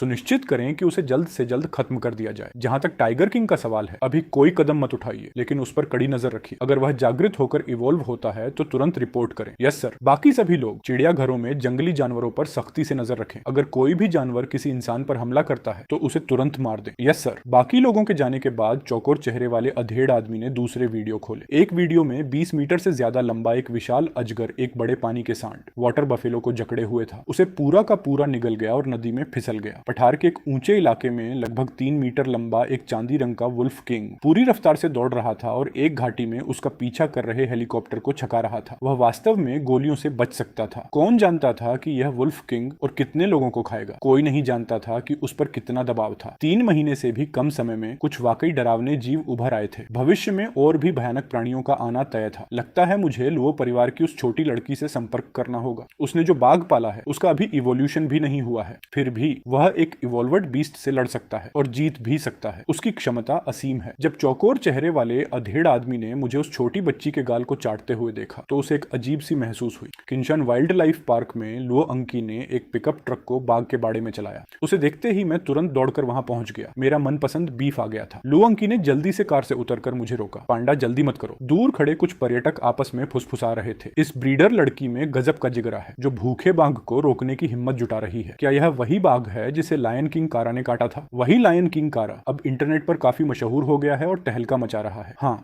उसने एक कार पलट दी थी, बाघ के बाड़े में घुस गया था, 30 से ज्यादा बाघों को डरा दिया था और यहाँ तक कि टाइगर किंग पांडा को भी गंभीर रूप से घायल कर दिया था। हाँ, ये बेवकूफ बाघ बिल्कुल बेकार है। मेरे कान अविश्वसनीय रूप से तेज हैं। मैं 100 मीटर दूर घास की सरसराहट सुन सकता हूँ। 30 मीटर दूर की बातचीत तो दूर की बात है। अरे भाई, क्या बकवास है। साफ साफ मैंने उस लायन किंग कारा को पीटा था और उसे भागने पर मजबूर किया था। अगर कारा भागा ना होता तो मैं पक्का उसे मार डालता। मैं कब से बेवकूफ बाघ बन गया? मुझे इतनी तेज गुस्सा आ रहा है कि मैं मर जाऊं। इसके अलावा अब तो मैं और भी ज्यादा ताकतवर हो गया हूँ। मैं उस लायन किंग कारा की अब और बुरी तरह धज्जियां उड़ा सकता हूँ। लुओ अंकी ने 30 मीटर दूर खड़ी उन 2 लड़कियों की बातें नहीं सुनी। वह अपना उपकरण सेट कर रही थी। बाघों की लाइव स्ट्रीम करने की तैयारी में थी, क्योंकि वह पूरी तरह कंगाल हो चुकी थी। सिर्फ एक बाघ ही उसकी जेब खाली करने के लिए काफी था। 30 से ज्यादा बाघों की तो बात ही क्या। तभी ठीक समय पर 500 पाउंड के 2 बाघ वहां आ पहुंचे। खाने से पहले थोड़ा रुको। लुओ अंकी ने उन दोनों नए आए भालू जैसे बड़े बाघों को जल्दी से रोका। हालांकि उसने इन 500 पाउंड के दोनों बाघों को शावक के रूप में नहीं पाला था, लेकिन वे पांडा अनुयायी थे। उसके पास इन दोनों बाघों के लिए अतिरिक्त बीफ खरीदने के अलावा कोई चारा नहीं था। इस समय मुझे बहुत तेज भूख लगी थी, लेकिन अपनी इस छोटी सी मालकिन को नाराज करने से बचने के लिए मैं चुपचाप और धैर्य के साथ इंतजार कर सकता था। साथ ही मैंने अपने दोनों अंडरलिंग्स की तरफ एक दहाड़ लगाई, जिससे उन्हें भी इंतजार करने का इशारा मिल गया। वाह, ब्रीडर लड़की कमाल की है। क्या यह सचमुच कोई वाइल्ड लाइफ पार्क है? यहाँ के बाघ तो लगभग अर्ध जंगली हैं। मुझे विश्वास नहीं हो रहा कि ब्रीडर इनसे डरती नहीं है। ब्रीडर लड़की क्या कर रही है? लाइव स्ट्रीमिंग, लगता है ऐसा ही है। जब से ये सुना है कि किंशान वाइल्ड लाइफ पार्क में एक शेर ने किसी की जान ले ली है, कुछ निडर लोग तुरंत किंशान वाइल्ड लाइफ पार्क चले आए, खासकर शेरों और बाघों को देखने के लिए। कितनी अजीब बात है। आमतौर पर अगर कोई बाघ किसी को मार देता है तो जू तुरंत बंद हो जाता है। इस बार उन्होंने इसे बंद क्यों नहीं किया पता नहीं, लेकिन मैंने सुना है कि यह सिर्फ किंशान वाइल्ड लाइफ पार्क की बात नहीं है, दूसरे जू में भी जानवरों के हमले हुए हैं। अरे नहीं, सच में? लुआंग की 3 विशाल बाघों के सामने खड़ी हो गई और उन्हें पिकअप ट्रक के पिछले हिस्से में रखे बीफ को खाने से रोक दिया। इस बार उसने 200 पाउंड बीफ खरीदने के लिए 10,000 युआन खर्च किए थे। यह उसकी सारी गुप्त बचत, सीक्रेट कैश थी, जो एक ही बार में पूरी तरह खाली हो चुकी थी। लाइव स्ट्रीम इक्विपमेंट सेट करने के बाद लुआंग ने मेरी गर्दन की खाल पकड़ी और बोली, पांडा, इस बार मैंने 200 पाउंड बीफ तैयार किया है, तुम खाने के लिए अपने कुछ और दोस्तों को भी बुला सकते हो। उसे यह डर था कि शायद मैं उसकी बात ना समझ पाऊं, इसलिए लुआंग ने अपने हाथों से इशारा भी किया। ट्रक बेड पर रखे बीफ को देखकर मेरे मुंह में पानी आ गया। मुझे लगा कि मैं इस समय पूरा का पूरा हाथ ही खा सकता हूँ, लेकिन अपने भाइयों की खातिर मुझे लगता है कि मुझे थोड़ा कम खाना चाहिए। मैंने एक गूंजती हुई बाघ की दहाड़ लगाई। जल्द ही जंगल से अराजक कदमों की आवाज गूंज उठी। थम थम थम। 29 बाघ प्रकट हुए, जिनमें मैं, तुआंजी और युआंजी भी शामिल थे। इस तरह कुल मिलाकर 32 विशाल बाघ वहां मौजूद थे। लुआंग स्पष्ट रूप से थोड़ी डर गई थी, लेकिन मेरे पास होने की वजह से उसे बहुत सुरक्षित महसूस हो रहा था। 32 बड़े बाघों के लिए 200 पाउंड बीफ थोड़ा कम लग रहा था, लेकिन उसके पास बस इतना ही पैसा था। आह, इतने सारे बाघ। पास की कारों में कई पर्यटक इतने सारे बाघों को देखकर रोमांचित हो उठे। जो बात उन्हें और भी ज्यादा हैरान कर रही थी वह यह थी कि ये बाघ बीफ खाने के लिए पिकअप ट्रक पर टूट पड़े। ऐसा नहीं हुआ। इसके बजाय वे चुपचाप इंतजार कर रहे थे। थोड़ा घबराई हुई लुआंग ने लाइव स्ट्रीम शुरू कर दी। ये उसकी पहली लाइव स्ट्रीमिंग थी। इससे पहले वह सिर्फ छोटे वीडियो ही पोस्ट करती थी। जैसे ही उसने लाइव शुरू किया, उसके कुछ पुराने फॉलोअर्स को नोटिफिकेशन मिला और वे स्ट्रीम में आ गए। ओह, ये किस तरह का बाघ है? ये तो सचमुच टाइगर फेरी एंकी है। एंकी, तुम कहाँ हो? अरे बाप रे, यहाँ इतने सारे बाघ क्यों हैं? आखिर तुम्हारा परिवार क्या करता है? क्या तुम्हें इतने सारे बाघ पालने की वजह से जेल जाने से डर नहीं लगता? होली शिट, ये बहुत ज्यादा खतरनाक और शानदार है। व्यूअर्स की संख्या बढ़ते देख लुआंग खुशी से मुस्कुरा उठी। नमस्ते दोस्तों, मैं एंकी हूँ। मैंने अभी किसी को पूछते हुए देखा कि मेरा परिवार क्या करता है। हम सिर्फ एक सामान्य परिवार हैं। मैं एक जू की कीपर हूँ और यह किंशान वाइल्ड लाइफ पार्क है। जब उसने पहले छोटे वीडियो बनाए थे तो उसने कभी यह जिक्र नहीं किया था कि वह जीविका के लिए क्या करती है, इसलिए उसके फैंस को अंदाजा ही नहीं था कि वह एक जू कीपर है। क्या किंशन वाइल्ड लाइफ पार्क? क्या यह वही वाइल्ड लाइफ पार्क नहीं है जहां किसी को नोच नोच कर मार डाला गया था? फेरियंग की, मुझे तुमसे बहुत जलन हो रही है। तुम्हें बाघों को खाना खिलाने का मौका मिलता है। लुआंग की, मेरे बड़े सिर को सहलाओ। कैमरे ने इस दृश्य को बहुत खूबसूरती से स्ट्रीम पर प्रसारित कर दिया। वाओ वाओ वाओ, फेरियंग की बहुत बहादुर है। तभी स्क्रीन पर एक एयरप्लेन का स्पेशल इफेक्ट प्रकट हुआ। यूजर लिटिल फ्लाइंग फिश ने एक एयरप्लेन गिफ्ट किया। लिटिल फ्लाइंग फिश, एयरप्लेन के लिए शुक्रिया। लुआंग ने धन्यवाद दिया। यह उसे मिला उसका पहला गिफ्ट था। हाँ, बाघों का इस्तेमाल करके फैंस से डोनेशन मांग रही हो? क्या तुमने अपने फैंस को लूटने का कोई नया तरीका ढूंढ निकाला है? लुआंग ने यह देखा तो उसकी भ्रुकुटी तन गई, लेकिन उसने कुछ नहीं कहा। इतनी चुप क्यों हो? इस बाघ को काटने से गंभीर चोट लगी थी और अब इसका इस्तेमाल फैंस से पैसे ऐंठने के लिए किया जा रहा है। किंशन वाइल्ड लाइफ पार्क सचमुच कुछ अलग ही लेवल पर है। लुआंग ने कोई जवाब नहीं दिया, लेकिन चैट में किसी ने तुरंत उसके बचाव में पलटवार किया। अबे गधे हेटर, तुझे जरा भी अंदाजा है कि अंकी इन बाघों पर हर महीने कितना पैसा खर्च करती है? हर महीने 1 लाख युआन। वह हर महीने 1 लाख खर्च करती है। उसने अपनी सारी बचत पानी की तरह बहा दी है बीफ खरीदना। ये यूटोंग नाम के एक यूजर का कमेंट था। बात यहीं खत्म नहीं हुई। यूटोंग नाम के उस यूजर ने चैट में लगातार स्पैम करना जारी रखा। अबे कमीने ट्रोल, तुझे बस बकवास करना आता है। क्या तुझे पता है कि पांडा को शेर ने सिर्फ इसलिए काटा था क्योंकि वह किसी की जान बचा रहा था? बेवकूफ ट्रोल। यह देखकर लुआंग के चेहरे पर एक मुस्कान तैर गई। उसकी सबसे अच्छी दोस्त का गुस्सा हमेशा की तरह तेज तर्रार था। अरे, बाघों के लिए बीफ पर हर महीने 1 लाख खर्च करना कितनी घटिया बकवास है। बाघों को जू पालता है, भला एक जू कीपर को अपनी जेब से बीफ खरीदने की क्या जरूरत है? और तुम कहती हो कि अंकी हर महीने 1 लाख खर्च करती है। उसके पास हर महीने 1 लाख आएंगे कहां से? इसके अलावा यह बाघ वैसे भी लायन किंग का मुकाबला नहीं कर सकता। एक ट्रोल हमेशा ट्रोल ही रहता है। वह कुछ भी हो जाए बकवास ही करेगा। जांग चेंग के एक विला में एक लंबे बालों वाली खूबसूरत लड़की गुस्से से उबल रही थी। जांग युतोंग सचमुच इसे और बर्दाश्त नहीं कर सकती थी। अब एक कमीने ट्रोल, अंकी के डैड उसे रोजमर्रा के खर्चों के लिए हर महीने 1 लाख देते हैं, जो कि तेरे जैसे कंगाल ट्रोल के पास कभी नहीं हो सकता। और हर कोई जानता है कि पांडा ने किसी की जान बचाई थी। सिर्फ तेरे जैसा अक्ल का दुश्मन ट्रोल ही नहीं जानता होगा। सही कहा, हम सब जानते हैं कि पांडा ने किसी की जान बचाई थी और उसने शेर को भी खदेड़ दिया था। सुरक्षा गार्डों ने पांडा को शेर के जबड़ों से नहीं बचाया था। इस पॉइंट पर कुछ फैंस जो सच्चाई जानते थे, उन्होंने लो अंकी और मेरे समर्थन में खुलकर बोलना शुरू कर दिया। ये देखकर अंकी को आखिरकार थोड़ा अच्छा लगा। आखिरकार ट्रोल लोग गिनती में कम ही थे। हेलो एवरीवन, आप लोगों के सभी डोनेशन का इस्तेमाल बीफ खरीदने में किया जाएगा। लू अंकी ने संक्षेप में समझाया। फिर पिकअप ट्रक पर चढ़ गई और बीफ के कटे हुए टुकड़े मेरी तरफ फेंकने लगी। लेकिन इस बार मैं उनके लिए भागा नहीं। इसके बजाय मैं अपार खुशी से भर उठा था, क्योंकि मेरे दिमाग में एक आवाज गूंजी थी, host Jiang Fang level, apex predator, सच्चे फैंस 3 असली likes, 786 lottery draw, 9 black iron chest store किए गए, बोर्टिक कोड्रास, व्हाइट टाइगर एसेंस ब्लड, एक बूंद कोरनाली लाइव स्ट्रीम के कुछ ही मिनटों में मुझे 700 से ज्यादा असली लाइक्स मिल चुके थे और मैंने 2 नए सच्चे फैंस भी बना लिए थे। मैं वास्तव में देख सकता था कि मेरे सच्चे फैंस कौन है। एक तो मेरी अपनी पूर्व स्कूपर पालने वाली मालकिन लू अंकी है और दूसरी जैंग युतोंग है। हालांकि मुझे नहीं पता कि यह जैंग युतोंग कौन है, शायद स्ट्रीम का ही कोई दर्शक होगी। मैंने तुरंत मन में सिस्टम को आवाज दी, सिस्टम मैं ड्रा करना चाहता हूँ। डिंग खेलने के लिए धन्यवाद, दोबारा कोशिश करें। डिंग होस्ट को एक कैटी स्पिरिट स्टोन मिलने पर बधाई,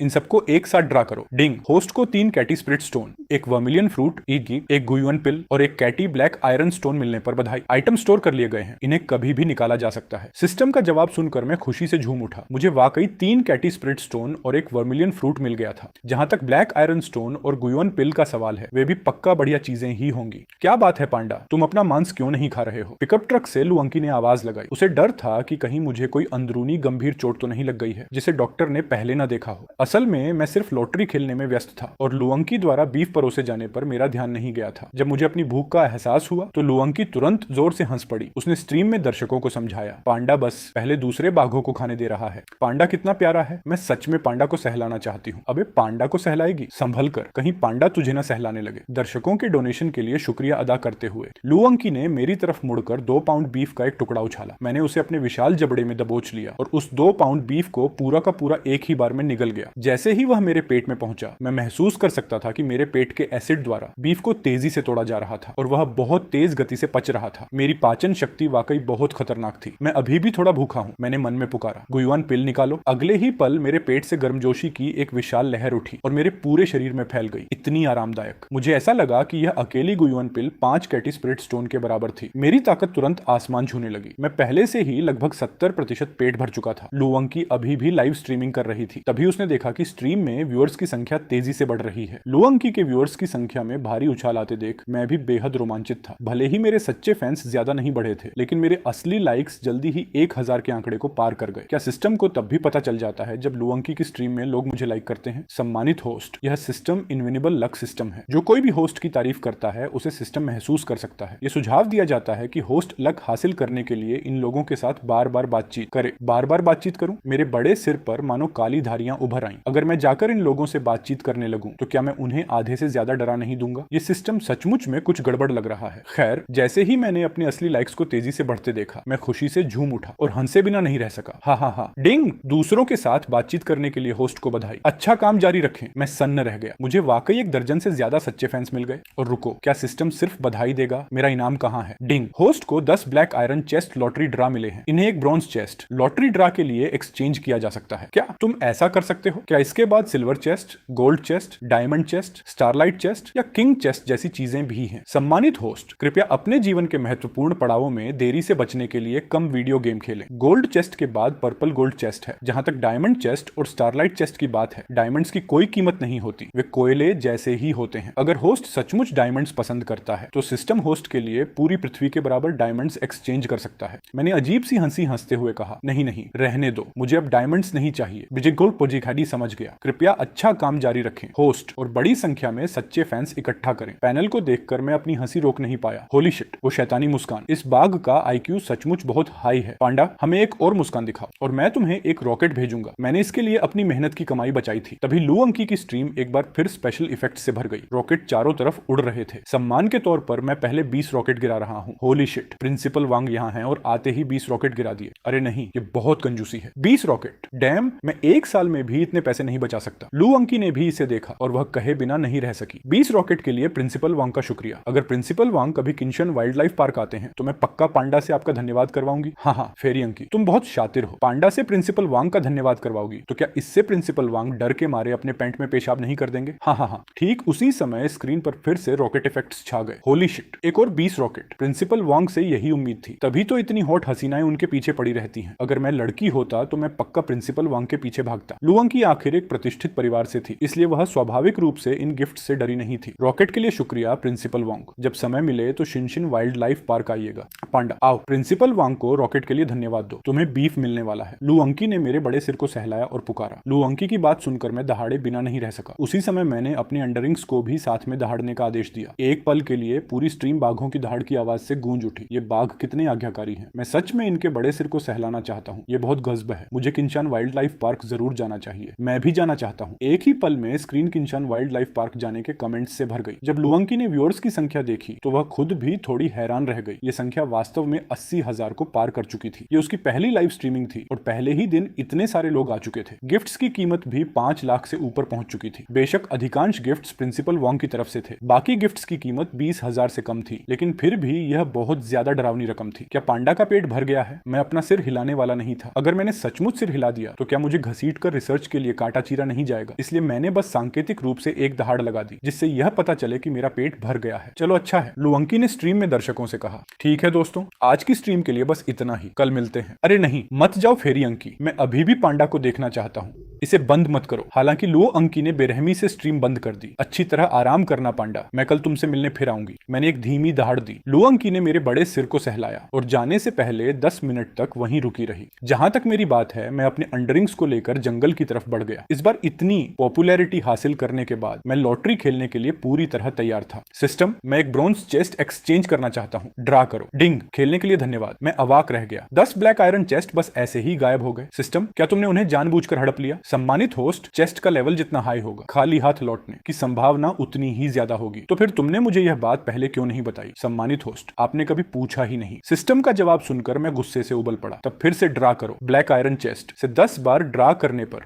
बधाई हो होस्ट को। आपको 2 कैटी स्प्रिट स्टोन, एक डायमंड, एक सोने की पूंछ, एक कैटी चांदी, एक वर्मिलियन फ्रूट, एक मैरो क्लीजिंग पिल और एक ग्रेट रेस्टोरेशन पिल मिली है। यहाँ चांदी और सोना क्यों है? मैं थोड़ा हैरान हुआ। चलो जो भी है, मैंने तुरंत स्प्रिट स्टोन्स को गटकना शुरू कर दिया। जहां तक वर्मिलियन फ्रूट और गोलियों का सवाल है, मैंने उन्हें फिलहाल बचा कर रख लिया। क्या पता मेरे किसी अंडरलिंग को कभी चोट लग जाए तो ये गोलियां उनकी जान बचा सकती हैं। तभी मुझे महसूस हुआ कि मेरा शरीर जैसे फटने वाला है। सिस्टम, ये क्या चल रहा है? मैंने घबरा कर पूछा। सम्मानित होस्ट को बधाई, आप टियर एक्वेक्ट बीस्ट ओस्मिसेई में विकसित होने वाले हैं। कृपया पर्याप्त ऊर्जा तैयार करें। ऊर्जा? कौन सी ऊर्जा? क्या तुम्हारा मतलब आध्यात्मिक ऊर्जा से है? वर्मिलियन फ्रूट, स्प्रिट स्टोन और गोलियों, इन सभी में आध्यात्मिक ऊर्जा होती है। सिस्टम ने संक्षेप में समझाया। मेरा शरीर अभी भी बदल रहा था और जो ऊर्जा मेरे शरीर से निकल रही थी वह इतनी तेज होती जा रही थी कि मेरे पास खड़े दोनों अंडरलिंग डर के मारे बार बार पीछे हटने लगे। लगभग आधे घंटे के बाद मुझे तेज भूख लगी, बहुत ज्यादा भूख। इसका मतलब यह था कि आज मैंने जितना भी खाना खाया था उसकी पूरी ऊर्जा खत्म हो चुकी थी। वह मिलियन फ्रूट निकालो, 10 और निकालो, 20 और निकालो। आखिरकार मैंने अपने सारे ब्लैक आयरन चेस्ट इस्तेमाल कर डाले और स्प्रिट स्टोन्स का एक विशाल ढेर हासिल कर लिया। पेड़ के नीचे चुपचाप लेटे लेटे धीरे धीरे समय बीतता गया। मैं शांति से अपना इवोल्यूशन विकास कर रहा था। आधी रात को जब मेरी आंख खुली तो मैं अपना पहला इवोल्यूशन पूरा कर चुका था। मुझे अपने पूरे शरीर में असीम ताकत दौड़ती हुई महसूस हुई। अगर अब मेरा सामना लायन किंग कारा से होता तो मैं पलक झपकते ही उसे मार देता। मेरी ताकत 3 गुना बढ़ चुकी थी और मेरा आकार भी थोड़ा बड़ा हो गया था। अच्छी बात यह थी कि बदलाव बहुत ज्यादा नाटकीय नहीं था, इसलिए इंसान शायद इस पर ध्यान भी नहीं देते। क्या कारा भी टियर एक इवोल्वेड बीस्ट था, लेकिन वह इतना कमजोर था कि उसे सच्चा टियर एक इवोल्वेड बीस्ट नहीं कहा जा सकता। मैंने सोचा कि शायद लायन किंग कारा के पास पर्याप्त स्प्रिट स्टोन नहीं थे, इसलिए उसका इवोल्यूशन अधूरा रह गया था, वरना मैं यकीनन उसका मुकाबला नहीं कर पाता। तभी मैंने शेरों के बाड़े की तरफ देखा। वहां से एक अजीब सी हलचल आ रही थी। वह आध्यात्मिक ऊर्जा थी जिससे मैं अच्छी तरह वाकिफ था। इतनी दूर से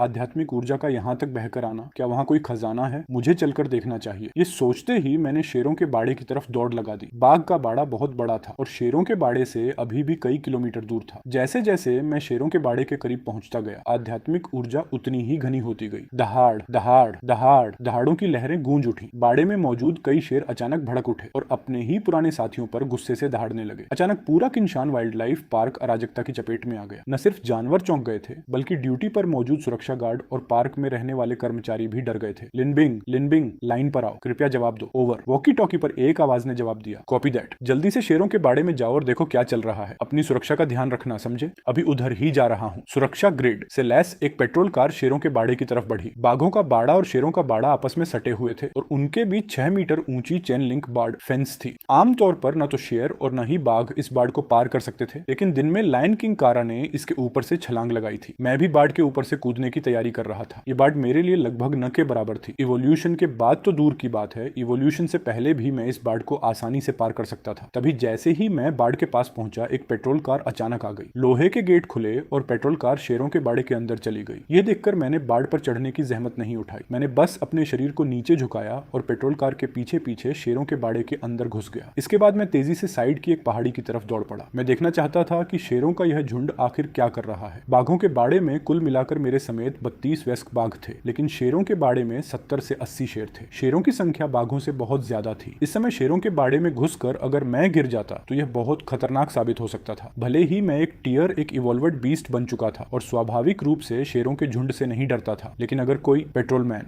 मुझे देख लेता तो बात बिगड़ जाती। यह क्या है? Spirit stones? इवोल्यूशन के बाद मेरी आंखें अविश्वसनीय रूप से तेज हो गई थीं।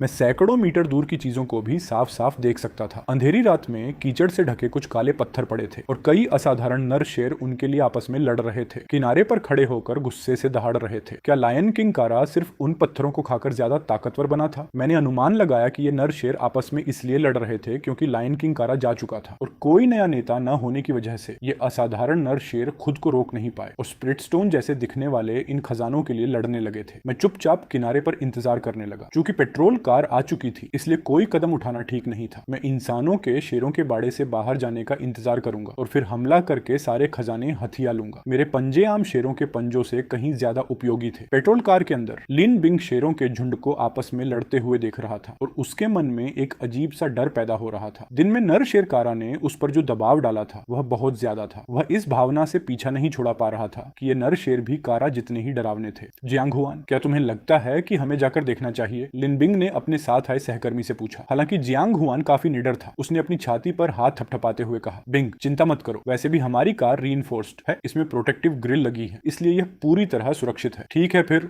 चलकर देखते हैं। लिन बिंग मान गया। पेट्रोल कार आगे बढ़ी। कार की हेडलाइट्स की वजह से शेरों में और भी ज्यादा खलबली मच गई। 500 पाउंड से ज्यादा वजन वाले उन नर शेरों ने आपस में लड़ना बंद कर दिया और अपनी निगाहें पेट्रोल कार की तरफ घुमा दी। बिंग, ये शेर ऐसा लग रहा है जैसे हमें घूर रहे हैं। मुझे लगता है हमें यहाँ से निकल जाना चाहिए। जियांग हुआन घबराने लगा था। लिन बिंग का दिल कसकर भींच गया। उसे महसूस हुआ कि आज रात शेरों का बाड़ा बेहद डरावना है। उसे यह भी लगा कि वे पांचों नर शेर लायन किंग कारा से जरा भी कमजोर नहीं थे। वे नए लायन किंग बनने की कगार पर थे। उनमें से हर एक के पास शायद अकेले ही किसी गैंडे का शिकार करने की क्षमता थी। चलो चलो, लिन बिंग ने जियांग हुआन को तुरंत वहां से गाड़ी भगाने के लिए कहा। जैसे ही दोनों शेरों के बाड़े से बाहर निकलने वाले थे, एक भयानक दहाड़ ने पूरे किंशान वाइल्ड लाइफ पार्क को हिलाकर रख दिया। वह बहुत तेज थी, अविश्वसनीय रूप से तेज। रात के सन्नाटे को चीरती हुई एक बाहरी कर देने वाली बिजली जैसी कड़कड़ाहट गूंज उठी। पहाड़ी पर दुबके हुए करते हुए मेरी पुतलियां सिकुड़ गईं। मैंने एक आंख वाले लायन किंग कारा को देख लिया। कारा वापस आ गया था और वह खुलेआम आया था। वह बहुत ताकतवर हो चुका था। दिन में वह जितना ताकतवर था उससे कहीं ज्यादा। लायन किंग कारा खून से लथपथ होकर एक कातिलाना और क्रूर ऊर्जा ओरा बिखेर रहा था। आखिर यह करने क्या गया था?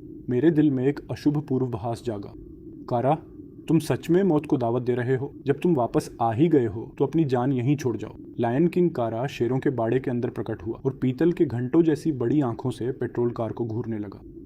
पेट्रोल कार में बैठे दोनों आदमियों के मुंह से डर के मारे चीख निकल गई। मैंने उस एक आंख वाले नर शेर को देखा जिसके मुंह से खून टपक रहा था और जो बेहद खूंखार लग रहा था। उसके बड़े बड़े नुकीले दांत बाहर निकले हुए थे जो हद दर्जे तक डरावने थे। गाड़ी भगाओ, यह कारा है। लिन बिंग डर के मारे चीख पड़ा। साथ ही लिन बिंग वॉकी टॉकी में पागलों की तरह चिल्लाया। कारा वापस आ गया है। वह शेरों के बाड़े में है। उसका मुंह खून से सना हुआ है। क्या कारा शेरों के बाड़े में वापस आ गया? हाँ, मुझे नहीं पता उसने क्या खाया है, लेकिन इस वक्त वह बेहद डरावना है। वह बाकी शेरों से आकार में एक साइज बड़ा है। ओह नहीं, वह सीधे हमारी तरफ आ रहा है, लिन बिंग ने घबराते हुए कहा। जियांग हुआन भी डर के मारे सुन्न पड़ चुका था। अगर कोई सामान्य शेर उनकी तरफ झपट रहा होता तो उसे बिल्कुल डर नहीं लगता, लेकिन यह लायन किंग कारा था, वही लायन किंग जिसने एक एसयूवी को पलट दिया था। अगर बाघ के बाड़े के टाइगर किंग ने लायन किंग कारा को लोगों की जान लेने से न रोका होता तो न जाने कितने लोग मारे जा चुके होते। दहाड़। कारा की रफ्तार अभी अभी स्टार्ट हुई पेट्रोल कार से कहीं ज्यादा तेज थी। वह सीधे पेट्रोल कार पर झपटा और अपना पंजा कार की छत पर दे मारा। प्रोटेक्टिव फेंस टूट गया और सीधे कार की छत में जा धंसा। शुक्र है कि फेंस बेहद मजबूत था, वरना वह पक्का उखड़ जाता। जियांग हुआन डर के मारे कांप रहा था। गनीमत यह थी कि साल भर शेरों और बाघों के बीच रहने की वजह से उसका मानसिक संतुलन काफी मजबूत था। उसने पेट्रोल कार को सीधे बाघों के बाड़े की तरफ भगा दिया। ठीक उसी समय लायन किंग कारा अचानक पेट्रोल कार से कूद गया और वाहन के किनारे पर जा झपटा। बैंग। पेट्रोल कार वाकई कारा द्वारा पलट दी गई। डरावना, बिल्कुल डरावना। इस तरह की ताकत इंसानी सीमाओं घटनाओं से बहुत परे थी। कार के अंदर जियांग हुआन और लिन बिंग डर के मारे लकवाग्रस्त हो चुके थे। उनके दिल पागलों की तरह धड़क रहे थे। उन्हें लग रहा था कि अगले ही सेकंड वे मरने वाले हैं। लिन बिंग तुरंत शेरों के बाड़े से बाहर निकलो। सिक्योरिटी कैप्टन लू मिंग वॉकी टॉकी पर पागलों की तरह चिल्लाया। कैप्टन, हम पीछे नहीं हट सकते। लायन किंग कारा ने पेट्रोल कार को पलट दिया है। आपको जल्दी आकर हमें बचाना होगा। मुझे नहीं लगता कि यह प्रोटेक्टिव फेंस कारा के हमलों को रोक पाएगा। रुको, वहीं टिके रहो, हम फौरन आ रहे हैं। सिक्योरिटी कैप्टन लू मिंग ने बेचैन होकर चिल्लाया। कारा दहाड़ा और पेट्रोल कार के करीब आ गया। उसने सिर्फ थप्पड़ नहीं मारा, बल्कि बाड़ पर अपने नुकीले पंजे बेरहमी से रगड़ने लगा, जिससे एक कर्कश और चीखने जैसी आवाज पैदा हुई। जियांग हुआन और लिन बिंग एक दूसरे से चिपक कर बैठ गए और देखते रहे कि कैसे कारा प्रोटेक्टिव फेंस को उखाड़ रहा था। उनका डर और गहरा गया। बिंग, ये कारा किसी कातिल पागल की तरह है। इसकी बुद्धिमत्ता बहुत ज्यादा हाई है, जियांग हुआन ने रोनी आवाज में कहा। लिन बिंग भी पूरे शरीर में कांप रहा था। ये कारा वाकई बहुत चालाक है। सिर्फ 10 साल के बच्चे की तरह वह बाड़ को खोलना जानता था और उसने अपने नंगे हाथों से ही उसे फाड़ डाला। 1 मिनट के भीतर ही लायन किंग काला ने सुरक्षा वाली बाड़ को पूरी तरह से उखाड़ कर रख दिया था। वह भयानक सिर सीधे कार की खिड़की से आ टकराया। ठीक उसी समय जब लिन बिंग और जियांग हुआन को लगा कि अब वे पक्का मरने वाले हैं, आसमान में एक धरती को हिला देने वाली बाघ की दहाड़ गूंज उठी। लेकिन इसके तुरंत बाद उनके चेहरों पर बेइंतहा खुशी छा गई। यह पांडा है, टाइगर किंग पांडा यहाँ आ गया है, जियांग हुआन ने उत्साह से चिल्लाकर कहा। लेकिन पांडा शेरों के बाड़े में अचानक क्या कर रहा है? लिन बिंग का चेहरा असमंजस से भरा हुआ था। उन दोनों के बीच इन दो वाक्यों के आदान प्रदान के उस छोटे से पल में मैं तेजी से दौड़ता हुआ आया और सीधे लायन किंग काला से जा टकराया। काला की जहरीली आंखों में ठंडी और कातिलाना सनक भरी हुई थी। उसके अंग विकसित हो चुके थे और उसके पंजे लंबे और नुकीले हो गए थे। वह हमला करने से पहले अपने पंजों को छुपा कर रखता था, लेकिन जब वह हमला करता था तो वह वाकई धरती हिला देने वाला होता था। लेकिन मैं डरा नहीं। मैंने अपने नुकीले पंजे फैलाए और सीधे लायन किंग पर वार कर दिया। स्लैश! मेरे दाहिने अगले पंजे ने काला के चेहरे पर एक गहरा खूनी घाव बना दिया। काला ने मेरी गर्दन पर काटने की कोशिश पूरी की, लेकिन वह पूरी तरह से चूक गया। इसके बजाय वह मेरे बाएं पंजे के एक ही थप्पड़ से दूर जा गिरा। हमारी ताकत के बीच का अंतर बहुत बड़ा था। भले ही काला दिन के मुकाबले 30% ज्यादा ताकतवर हो चुका था, लेकिन मेरे सामने जो लगभग 700 पाउंड का पूरी तरह से इवॉल्व्ड जानवर बन चुका था, वह अब भी दयनीय रूप से कमजोर था। मैंने काला पर पूरी शिद्दत से छलांग लगाई और इस लायन किंग का खेल हमेशा के लिए खत्म करने को तैयार था। लेकिन तभी काला ने एक गुस्से भरी दहाड़ छोड़ी और तेजी से पीछे हटने लगा। मैं उसका पीछा करने ही वाला था कि मैंने देखा शेरों का पूरा झुंड मेरी तरफ उमड़ पड़ा है। वे मुझ पर गुस्से से दहाड़ रहे थे और साथ ही 1 दर्जन से अधिक नर और मादा शेर पेट्रोल कार पर हमला करने के लिए आगे बढ़ गए। क्रैश! पेट्रोल कार के शीशे चकनाचूर हो गए। डैमिट! काला वास्तव में घटिया हरकत कर रहा था। मैं काला का पीछा जारी नहीं रख सका क्योंकि मुझे डर था कि पेट्रोल कार में बैठे दोनों लड़के शेरों के झुंड द्वारा चीर फाड़ दिए जाएंगे। मैंने एक जोरदार दहाड़ लगाई और सीधे पेट्रोल कार पर झपटा और एक झटके में 2 नर शेरों को दूर फेंक दिया। उसी समय मैंने उस तरफ पहरा दे दिया जहां से काला ने सुरक्षा बाड़ तोड़ी थी, ताकि शेरों का झुंड अंदर के लोगों पर हमला न कर सके। कार के अंदर जियांग हुआन और लिन बिंग ने मुझे अपनी बॉडी से टूटे हुए कार के दरवाजे को ब्लॉक करते हुए देखा। वे भावना से इतने अभिभूत थे कि कुछ बोल ही नहीं पा रहे थे। आज उनका दिल किसी बड़े रोलर कोस्टर की तरह झूल चुका था। वे कई बार मौत के मुंह के करीब पहुंच चुके थे और यह पांडा ही था जिसने उनकी जान बचाई थी। अगर पांडा ना होता तो वे सचमुच शेरों द्वारा टुकड़ों में चीर दिए जाते। पांडा, तुम्हारा शुक्रिया! जियांग हुआन अचानक पूरी ताकत से चिल्लाया। कार के बाहर मैंने उसे सुना और मेरा दिल खुशी से भर उठा। एक और सच्चा फैन! अरे रुकिए, 2! बहुत बढ़िया, इसका मतलब 2 और ब्रॉन्ज चेस्ट। अपने सामने खड़े दर्जनों शेरों को देखकर मैंने घृणा से मुंह बना लिया। इन परर्म बालों वाले गुंडों की कोई औकात नहीं है। मैं इन्हें एक एक करके धूल चटा सकता हूँ। अगर उस बेशर्म काला ने शेरों के झुंड को 2 सुरक्षा गार्डों पर हमला करने का आदेश न दिया होता तो मैंने उसे वहीं के वहीं मार डाला होता। दहाड़ दहाड़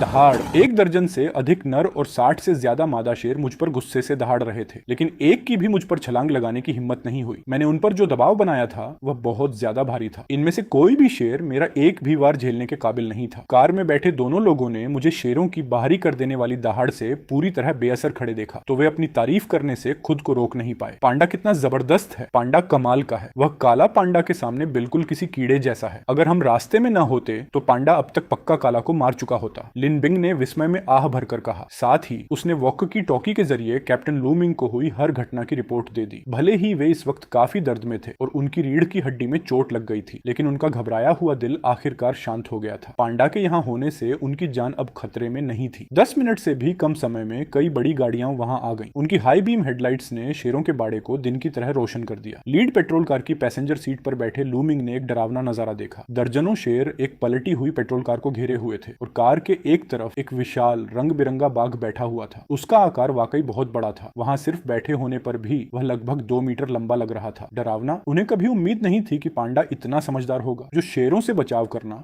और उन्हें जियांग हुआन तथा लिन बिंग मिंग पर हमला करने से रोकना अच्छी तरह जानता हो। एक अन्य सुरक्षा गार्ड ने उत्साह से कहा। दर्जनों शेरों ने पेट्रोल कार पर हमला किया और उसे पलट भी दिया, लेकिन ठीक उस समय जब हालात सबसे ज्यादा खतरनाक थे, एक खूंखार बाघ आ गया और उसने शेरों के हमले को रोक दिया। अगर हम किसी को बताएंगे तो शायद कोई विश्वास भी नहीं करेगा, लेकिन उन्होंने इसे अपनी आंखों से देखा था। मैंने आदमियों को बचाने के लिए शेरों को भगा दिया है। लू मिंग ने आदेश दिया। कैप्टन, क्या हमें पांडा को भी भगा देना चाहिए? पानी के टैंकर के ड्राइवर ने पूछा। लू मिंग ने मुझे देखा, एक पल के लिए विचार किया और कहा, नहीं, इसकी जरूरत नहीं है। पांडा इंसानों को नुकसान नहीं पहुंचाता। Copy that captain. उस पल पानी के टैंकर पर पूरी तरह से हथियारों से लैस एक आदमी ने हाई प्रेशर वाटर कैनन निकाली और शेरों के झुंड पर उसका जोरदार पानी का फव्वारा छोड़ दिया। हालांकि हाई प्रेशर वाटर कैनन शेरों को मार नहीं सकती थी, लेकिन उसका झटका बेहद शक्तिशाली था, जिसने तुरंत सभी शेरों को डराकर भगा दिया। कैप्टन, हम जियांग हुआन और लिन बिंग को कैसे बचाएं? एक युवा सुरक्षा गार्ड ने थूक गटका। वह बाघ कार के ठीक बगल में बैठा हुआ है। ये बहुत डरावना है, वहां जाने की हिम्मत कौन करेगा? सिक्योरिटी कैप्टन लू मिंग ने अपने दांत भींचे। वह पूरी तरह से हथियारों से लैस था और कांपते हाथों से उसने कार का दरवाजा खोला। असल में वह जानता था कि अगर मैं उस पर हमला करना चाहूं तो इस गियर की तो बात ही क्या, इसे 10 गुना मजबूत कवच भी मेरे पंजों के एक ही वार को नहीं झेल पाएगा। मैं नीचे उतरूंगा और उन्हें दूसरी तरफ से खींचकर बाहर निकालूंगा, लू मिंग ने कहा। उसके साथ ही लू मिंग ने सीधे पेट्रोल कार से बाहर कदम रखा। ठीक उसी समय मैं अचानक हिला और दूर जंगल की तरफ चलने लगा। लू मिंग मेरे अचानक हिलने डुलने से चौंक गया और मेरे जाने के बाद ही उसने राहत की सांस ली। इस वक्त उसकी पीठ ठंडे पसीने से पूरी तरह भीग चुकी थी। उन्हें लो अंकी की दाद देनी पड़ी। वह वास्तव में पांडा को सहलाने की हिम्मत रखती थी, जबकि वह खुद 30 से ज्यादा खूंखार जानवरों के सामने अकेले खड़ा था। वह जिंदगी में कभी भी इस तरह का जिगरा नहीं जुटा पाता। आखिरकार बड़ी मुश्किल से लू मिंग ने दोनों आदमियों को कार से बाहर खींचा और फिर जल्दी से उन्हें एम्बुलेंस में बैठा दिया। तब जाकर उसने आखिरकार एक लंबी राहत की सांस ली। हाल ही में आपदा से बचे उन दोनों आदमियों को देखकर लू मिंग अचरज में डूबे बिना नहीं रह सका। जियांग हुआन और लिन बिंग ने एक दूसरे को देखा और अचानक जोर से हंस पड़े। तुम लोग किस बात पर हंस रहे हो? लू मिंग ने झल्ला कर पूछा। कैप्टन,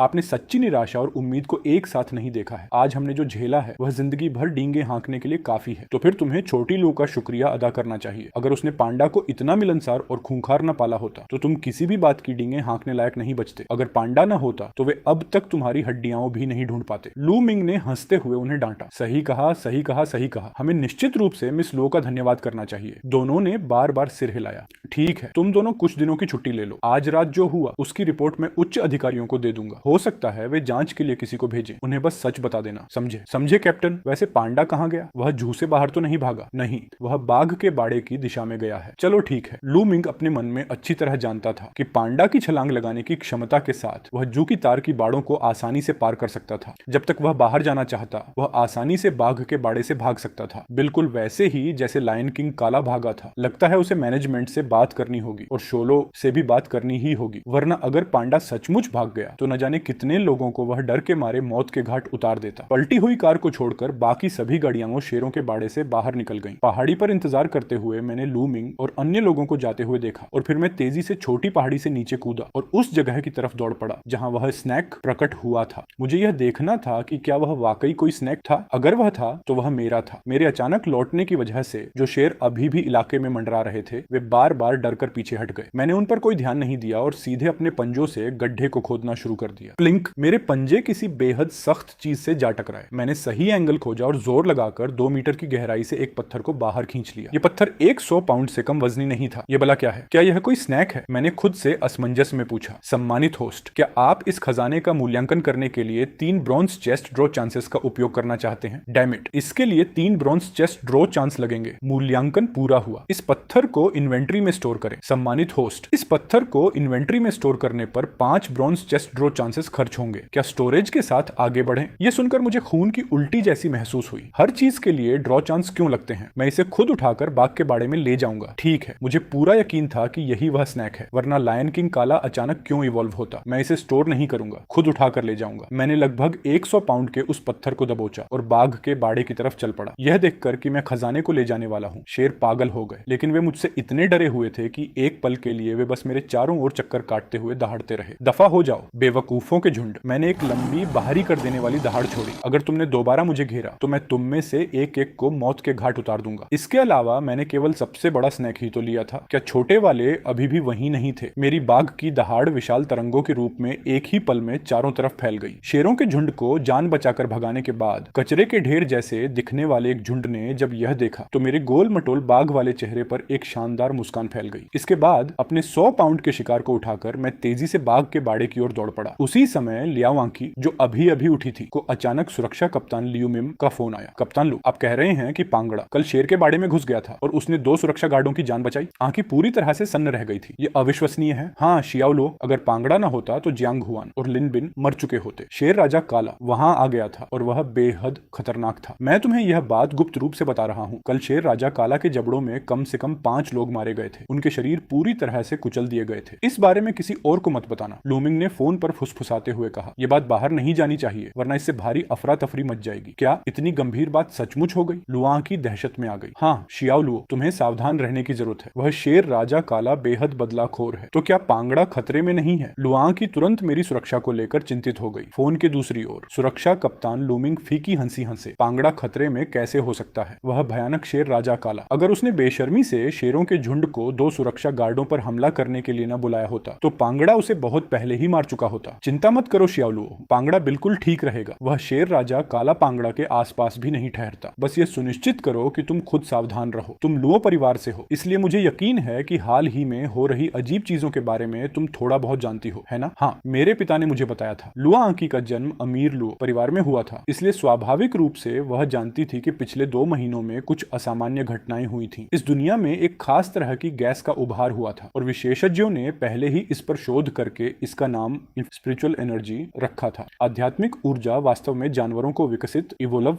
कर सकती थी। 20 मीटर से अधिक लंबे अजगर, बिजली की तरह तेज दौड़ने वाले चांदी के भेड़िए, 7 या 8 मीटर के पंखों वाले दिव्यबाज और यहाँ तक कि गहरे समुद्र में हजारों टन वजन के कार्गो शिप को पलटने वाले भयानक ऑक्टोपस, इस तरह के सभी अजीब और भयानक जीव सामने आ रहे थे। और इंसानों, जो इस दुनिया के शासक थे, में भी इवोल्वर्स का उदय देखा गया था, लेकिन वे बेहद दुर्लभ थे और उनकी क्षमताएं अत्यधिक अस्थिर थीं। ऐसा लगता था कि यह कोई फोर्स्ड एवोल्यूशन हो। नहीं, मुझे जाकर पांगड़ा को देखना होगा। अगर पांगड़ा घायल हो गया तो यह बहुत बुरा होगा। लुआ आंकी ने मुंह हाथ धोकर अपना सामान पैक करना शुरू कर दिया। डिंग डोंग, कौन है? लुआ आंकी ने थोड़ा भ्रमित होते हुए पूछा। इतनी सुबह सुबह कौन है आंकी? यह मैं हूँ, जियांग यूटोंग। दरवाजे के बाहर से जियांग यूटोंग ने चिल्लाकर कहा। लुआ आंकी ने जल्दी से दरवाजा खोला। बाहर सफेद कैजुअल कपड़ों में एक महिला खड़ी थी। वह लगभग 22 या 23 साल की लग रही थी। उसकी त्वचा ठीक जड़े हुए नगीने या बारीक जड़े हुए जेमस्टॉइड की तरह निष्कलंक और नाजुक थी और होंठ गुलाबी थे। उसका फिगर बेहद दुबला पतला और लंबा था, जिसमें सही जगहों पर घुमाव थे। सीधे शब्दों में कहें तो एकदम परफेक्ट। उस महिला के पैरों में एक विशाल समोएड कुत्ता खड़ा था, जिसकी पूरी फर बर्फ जैसी सफेद थी, जो सचमुच कुत्तों के राजा कहलाने के योग्य था। लुआ आंकी को अपनी सबसे अच्छी दोस्त से थोड़ी ईर्ष्या महसूस हुई। उसकी कॉलेज की सहपाठी जियांग यूटोंग का फिगर सचमुच बहुत अच्छा था। भले ही आंकी खुद एक महान सुंदरी थी, लेकिन उसका फिगर उसकी सबसे अच्छी दोस्त के आसपास भी नहीं टिकता था। अरे यूटोंग, तुम इतना सज धज कर किसे देखने जा रही हो? तुम्हें देखने? और किसे? जियांग यूटोंग ने एक चंचल मुस्कान के साथ कहा। लुआ आंकी ने अपनी सबसे अच्छी दोस्त को झुंझलाहट में आंखें दिखाई। यूटोंग, मुझे अभी चिड़ियाघर में काम पर जाना है। मेरे पास तुम्हारे साथ खेलने का समय नहीं है। मुझे तुम्हारे साथ खेलने की जरूरत नहीं है। मैं तुम्हारे साथ चिड़ियाघर चलूंगी। जियांग यूटोंग ने खिलखिलाकर कहा। तुम मेरे साथ चिड़ियाघर क्यों जाओगी? तुम्हें दूसरे जानवरों से प्यार कब से हो गया? अरे तुम जानती हो ना, हाल ही में जो कुछ भी हो रहा है, उसके चलते मेरे पिताजी ने मुझे चिड़ियाघर में तुम्हारे साथ जाने के लिए कहा है, ताकि यह देखा जा सके कि वहां कुछ अजीब तो नहीं चल रहा है। इसके अलावा मुझे पांगड़ा को देखने जाना ही है। जियांग यूटोंग ने अपने इरादे बहुत खुलकर बताए। लुआ आंकी ने सिर हिलाया। भले ही पांगड़ा का अभी विकास नहीं हुआ था, लेकिन उसने शेर राजा काला को हरा दिया था, जिसने पहले ही विकसित होना शुरू कर दिया था। अकेले इसी बात से उसकी असीम क्षमता का पता चलता था। डिंग डोंग, लुआ आंकी अवाक रह गई। इस बार कौन है? उसने दरवाजा खोला तो बाहर 2 नौजवान खड़े दिखाई दिए, एक पुरुष और एक महिला। दोनों ने काले रंग के कपड़े पहने हुए थे। वे बिल्कुल सीधे खड़े थे, साफ सुथरे और पहने लग रहे थे, बिल्कुल सरकारी अधिकारियों की तरह। नमस्ते, क्या आप मिस लुआ आंकी हैं? युवा महिला ने मुस्कुराते हुए पूछा। हाँ, वह मैं हूँ। क्या मैं आपकी मदद कर सकती हूँ? अपने दिल में लुआ आंकी पहले ही अंदाजा लगा चुकी थी कि ये दोनों कौन हैं। उसके पिता ने कल उसे फोन किया था, लेकिन फिर भी उसे इसकी पुष्टि करनी थी। नमस्ते मिस लुओ, मेरा नाम ली हुई है। हम चिंगक्सिन वाइल्ड लाइफ जू बाहाई में आपके साथ चलना चाहते हैं और एक बार देखना चाहते हैं। ये स्नोक, ये हमारे पहचान पत्र हैं। ली हुई ने अपने बैग से अपना आईडी कार्ड निकाला। लुआ आंकी ने एक नजर डाली। है ये आर्न स्पेशल अफेयर्स ब्यूरो। ये बिल्कुल वही था जो उसके पिता ने कल उसे बताया था, ये कहते हुए कि आज कोई उसे ढूंढने आएगा। नमस्ते, तुम लोग वाइल्ड लाइफ जू जाना चाहते हो? तुम लोग पांगड़ा को देखने तो नहीं जा रहे हो, है ना? लुआ आंकी ने घर के अंदर से पूछा। घर के अंदर जियांग यूटोंग ने भी सुनने के लिए अपने कान खड़े कर लिए थे। जी हाँ, बिल्कुल। ली हुई ने मुस्कुराते हुए सिर हिलाया। तो फिर तुम लोग पांगड़ा के साथ क्या करने की योजना बना रहे हो? लुआ आंकी ने सामने खड़े दोनों लोगों को घबरा कर देखा। वह इस बात से कांप रही थी कि विशेष मामलों का ब्यूरो के लोग मुझे पांगड़ा को अपने साथ ले जाएंगे। उसके दिल में मैं उसका परिवार था। उसने मुझे एक शावक के रूप में पाला था और वह बिल्कुल भी किसी को मुझे ले जाने की अनुमति नहीं देने वाली थी। ली हुई ने मुस्कुराते हुए कहा, चिंता मत कीजिए मिस लू, हम कुछ नहीं करने वाले हैं, हम बस पांगड़ा को देखने जाना चाहते हैं। ये सुनकर लुआ आंकी को राहत मिली। उसने सिर हिलाया, ठीक है तो फिर चलते हैं, लेकिन मुझे पहले कुछ बीफ एलएल खरीदना होगा। जरूर। इसके जल्द ही बाद 2 कारें चिंगशान वाइल्ड लाइफ जू गेसेस ड्रॉइड्स की ओर बढ़ गईं। आंकी, तुम्हें क्या लगता है कि पांगड़ा का विकास हुआ है? जियांग यूटोंग ने पैसेंजर सीट से पूछा। शायद नहीं, अगर उसका विकास हुआ होता तो उसका आकार बढ़ गया होता। उस शेर राजा काला का आकार काफी बढ़ गया था। इसके अलावा इवोल्व्ड जानवर अत्यधिक आक्रामक होते हैं, लेकिन पांगड़ा बहुत सौम्य है। लुआ आंकी ने अपनी सबसे अच्छी दोस्त से कुछ नहीं छुपाया और उसे सीधे सीधे बता दिया। हाँ, मेरे पिताजी ने तो मुझे डबाई एरिक को इंस्पेक्शन स्टेशन ले जाने के लिए भी कहा है। जियांग यूटोंग ने पीछे की सीट पर बैठे बर्फ जैसे सफेद समोएड कुत्ते की तरफ देखा। क्या डबाई थोड़ा भी आक्रामक हुआ है? लुआ आंकी खुद को पूछने से नहीं रोक पाई। नहीं, डबाई अभी भी बहुत सौम्य है। तो फिर ठीक है, फिलहाल उसे पालती रहो, बस सावधान रहना, लुआ आंकी ने उसे याद दिलाया। 1 घंटे बाद लुआ आंकी ने 500 पाउंड बीफ खरीदा और जियांग यूटोंग तथा विशेष मामलों का ब्यूरो के दोनों लोगों को चिंगक्सिन वाइल्ड लाइफ पार्क के बाग बाड़े के अंदर ले आई। पांगड़ा। लुआ आंकी ने जोर से पुकारा। जब उसे एक भी बाघ नजर नहीं आया तो वह घबरा गई। सारे बाघ कहाँ छिप गए? क्या वे सब जंगलों में कहीं खिसक गए हैं? आज सुबह सुरक्षा कप्तान लू मिम ने उसे बताया था कि शेर राजा काला 6 मीटर ऊंची तार की बाड़ को कूद कर पार कर सकता था, तो फिर मैं भी निश्चित रूप से ऐसा कर सकता था। अब जब वह मुझे या अन्य बाघों को नहीं देख पा रही थी तो जाहिर है कि वह चिंतित थी। एक जाना पहचाना बाघ की दहाड़ गूंज उठी और लुआ आंकी आखिरकार शांत हो गई। उसने देखा कि एक शानदार बाघ राजा जंगलों से बाहर निकल रहा था, जो अपने साथ एक भारी भरकम अजय ओरा लेकर आ रहा था। लुआ आंकी बेहद खुश हो गई। वह कुछ ही पल पहले इतनी चिंतित थी, इस बात से डरी हुई थी कि कहीं मैं चिड़ियाघर से भाग तो नहीं गया हूँ। पांगड़ा, तुम कहाँ भाग गए थे? लुआ आंकी ने गुस्से से मेरा कान पकड़ लिया और मुझे डांटा। असल में मैं पूरे समय अंदर ही अपना इवोल्यूशन कर रहा था और तभी बाहर आया जब मैंने लुआ आंकी को पुकारते हुए सुना। मैंने एक हल्की सी कूक निकाली और लुआ आंकी के साथ रगड़ खाने लगा और कार में एक दयनीय प्यारा सा रूप दिखाने लगा। जियांग यूटोंग, जरा अपनी इस सबसे अच्छी दोस्त को देखो, जो इस 3 मीटर लंबे खूंखार बाघ, और उसका दिल डर के मारे बैठने लगा। उसकी सबसे अच्छी दोस्त कुछ ज्यादा ही निडर थी। दूसरी कार में बॉलेरिक स्पेशल अफेयर्स ब्यूरो के 2 कर्मचारी ली हुई और शूजी के चेहरे गंभीर थे। उन्होंने एक टैबलेट जैसा उपकरण बाहर निकाला। स्क्रीन पर धुंधले लाल बिंदुओं से घिरी हुई एक बहुत ही चमकीली लाल बिंदु दिखाई दे रही थी और प्रत्येक लाल बिंदु पर एक नंबर प्रदर्शित हो रहा था। उन्होंने उस उपकरण को दूर मुझ पर लक्षित किया और देखा कि सबसे चमकीला लाल बिंदु सीधे 10 से 100 पर पहुंच गया। यह अभी भी बढ़ रहा है। यह आखिरकार 165 पर जाकर रुका। दोनों ने स्क्रीन की तरफ ऐसे घूरा जैसे उन्होंने कोई भूत देख लिया हो। मिस लुओ, क्या हम पांगड़ा के थोड़ा करीब जा सकते हैं? ली हुई ने थूक निगलते हुए पूछा। उसके हाथ में यह उपकरण 30 मीटर के दायरे में जीवित जीवों का पता लगा सकता है। यह उन खजानों का भी पता लगा सकता है जो आध्यात्मिक ऊर्जा छोड़ते हैं। यह उन दोनों को पकड़ सकता है। बेशक यह हर खजाने का पता नहीं लगा सकता। उदाहरण के लिए, यदि कोई खजाना कोई आध्यात्मिक ऊर्जा लीक नहीं करता है तो यह उपकरण उसे नहीं पकड़ पाएगा। वाह, बुरा नहीं है। यह किस तरह का उपकरण है? उनके हाथों में गैजेट को देखकर लुआ आंकी काफी उत्सुक हो गई। यह शोध संस्थान द्वारा विकसित नवीनतम स्पिरिट डिटेक्टर है। यह किसी व्यक्ति के शरीर के अंदर की आध्यात्मिक ऊर्जा को माप सकता है। उदाहरण के लिए, आपके पास केवल 0.2 अंक हैं। यह डिटेक्टर सिर्फ पहली पीढ़ी का उत्पाद है, इसलिए अभी भी कुछ मार्जिन ऑफ एरर हो सकता है। ली हुई ने लुआ आंकी को मुस्कुराते हुए बताया। उसके बाद वह और शू जी सावधानी से मेरे पास आए। वह सचमुच बहुत बड़ा है। इस बात ने उसे अविश्वसनीय रूप से नर्वस कर दिया था। भले ही वह नंगे हाथों से 10 आदमियों को गिरा सकता था, लेकिन मुझ जैसे विशालकाय जीव का सामना करते हुए उसका शरीर अभी भी कांपने से नहीं रोक पा रहा था। उसके बगल में खड़ा शू जी भी ठीक इसी स्थिति में था। यह सोचना भी असंभव था कि इतना विशाल जीव, कोई साधारण नहीं बल्कि एक इवोल्व्ड जानवर, इतना आज्ञाकारी और शांत कैसे हो सकता है? ली हुई की बात सुनकर लुआ आंकी बेहद उत्सुक हो गई। वाह, ऐसी चीज भी सचमुच मौजूद होती है। Woof woof woof. तभी एक बड़ा सफेद कुत्ता कार से बाहर कूद गया और उसने सिर्फ 2 बार भौंका, लेकिन जैसे ही उसने मुझे देखा उसने तुरंत घिघियाना शुरू कर दिया। मुझे उम्मीद नहीं थी कि कोई स्मोइड आ जाएगा। अब यह एक मजेदार खिलौना है। मैं सीधे स्मोइड की तरफ चल पड़ा। मेरी इस हरकत ने जियांग यूटोंग को इतना डरा दिया कि वह वापस कार में घुस गई। उसने डर के मारे चीखते हुए कहा, आंकी बचाओ, डबाई खाया जाने वाला है। आंकी जोर से हंसे बिना नहीं रह सकी। यूटोंग, सब ठीक है, पांगड़ा काटता नहीं है, वह सिर्फ डबाई के साथ खेलना चाहता है। जरा देखो तो। अपनी छाती पकड़े हुए जियांग यूटोंग ने खिड़की से झांक कर देखा। वाकई उसने मुझे डबाई के साथ खेलते हुए देखा। हालांकि दृश्य थोड़ा ज्यादा ही दिलचस्प था। मेरा विशाल पंजा इस समय उसके डबाई पर थपकी दे रहा था और डबाई बेकाबू होकर कांप रहा था। 1 इंच भी हिलने की हिम्मत नहीं कर रहा था। छोटी आंखी ने जल्दी से मुझे भगाया। बस बस पांगड़ा, डबाई को डराना बंद करो, यहाँ आओ, बीफ खाने का समय हो गया है। ये कहते हुए लुआंकी ने कार से बीफ मेरी तरफ उछाल दिया। यह देखकर मेरे पास अपने भारी मोटे पंजे को डबाई के सिर से हटाने के अलावा कोई चारा नहीं था। मैंने बड़े बड़े टुकड़ों में बीफ गटकना शुरू कर दिया। मैंने एक ही बार में 50 पाउंड साफ कर दिया। कितना संतोषजनक है। मुझे आश्चर्य है कि क्या इस पोपर स्कूपर के पास अभी भी और बीफ खरीदने के लिए पैसे हैं। मेरा अनुमान है कि प्रिंसिपल वांग का दान किया गया पैसा लगभग खत्म होने वाला है ना? अगली बार जब प्रिंसिपल वांग आएंगे तो मुझे निश्चित रूप से एक अच्छा नाटक करना होगा और उनसे एक छोटी मोटी रकम ऐंठनी ही होगी। छोटी लू, प्लेटफॉर्म स्केल आ गया है। तभी सुरक्षा कप्तान लियूमिम आ गए।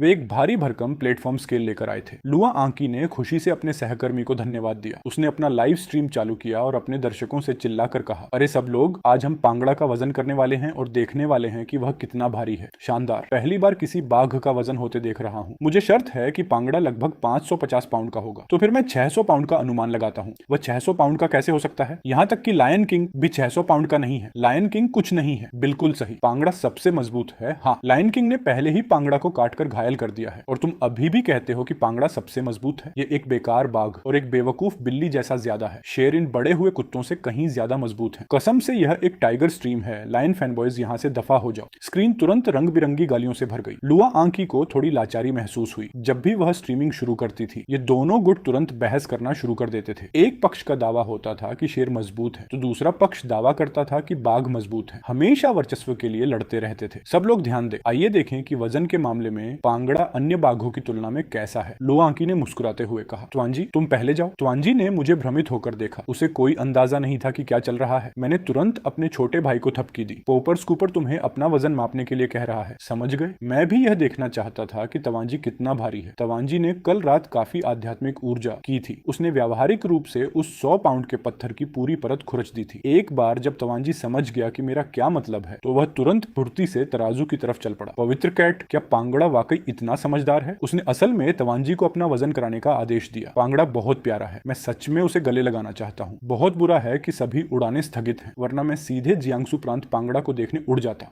लुआ आंकी ने तराजू पर वजन देखा और सदमे में हाँफ उठी। पर आंकी, तवांजी का वजन कितना है? हम देख नहीं पा रहे हैं, जल्दी बताओ। लुआ आंकी ने अपने दर्शकों को ज्यादा देर उत्सुक नहीं रखा। उसने सीधे जवाब की घोषणा की, तवांजी 586 पाउंड का है। क्या? तवांजी 586 पाउंड का है? तो फिर पांगड़ा निश्चित रूप से 600 पाउंड से ऊपर होगा। यह भयानक है, बिल्कुल भयानक। किसने कहा था कि पांगड़ा 600 पाउंड का नहीं है? जरा देखो तो पांगड़ा तवांजी से कितना बड़ा है। जल्दी जल्दी, हम देखना चाहते हैं कि पांगड़ा का वजन कितना है। ठीक है, मैं अब भी पांगड़ा का वजन करती हूँ। लुआ आंकी भी मेरा वजन देखने के लिए वास्तव में बहुत उत्सुक थी। मैं आज्ञाकारी रूप से तराजू पर चढ़ गया और अपनी पीठ टिका दी। लुआ आंकी ने सेटिंग्स को समायोजित करना शुरू किया। कैमरा तराजू की ओर इशारा कर रहा था। 650 पाउंड, 700 पाउंड, 780 पाउंड। अंत में मेरा वजन 785 पाउंड पर आकर स्थिर हो गया। वहां मौजूद सभी लोग झटके से कांप उठे और चैट तुरंत फट पड़ी। पवित्र कैट, पांगड़ा 785 पाउंड का है। क्या उसने अभी अभी कोई विश्व रिकॉर्ड तोड़ा है? लेकिन पांगड़ा इतना विशाल नहीं दिखता। वह इतना भारी कैसे हो सकता है? फैटस, पांगड़ा अभी सिर्फ 2 साल का है ना? जब वह अपनी जवानी में पहुंचेगा तो आसानी से 1000 पाउंड से ऊपर का हो जाएगा। उस तरह के वजन के साथ वह शायद मेरी हवा निकाल सकता है। साइड में विशेष मामलों के ब्यूरो के ली हुई और शूझी मेरे बारे में सभी प्रकार की जानकारी तेजी से रिपोर्ट कर रहे थे। पांगड़ा, चिंगशान सफारी पार्क का बाघ,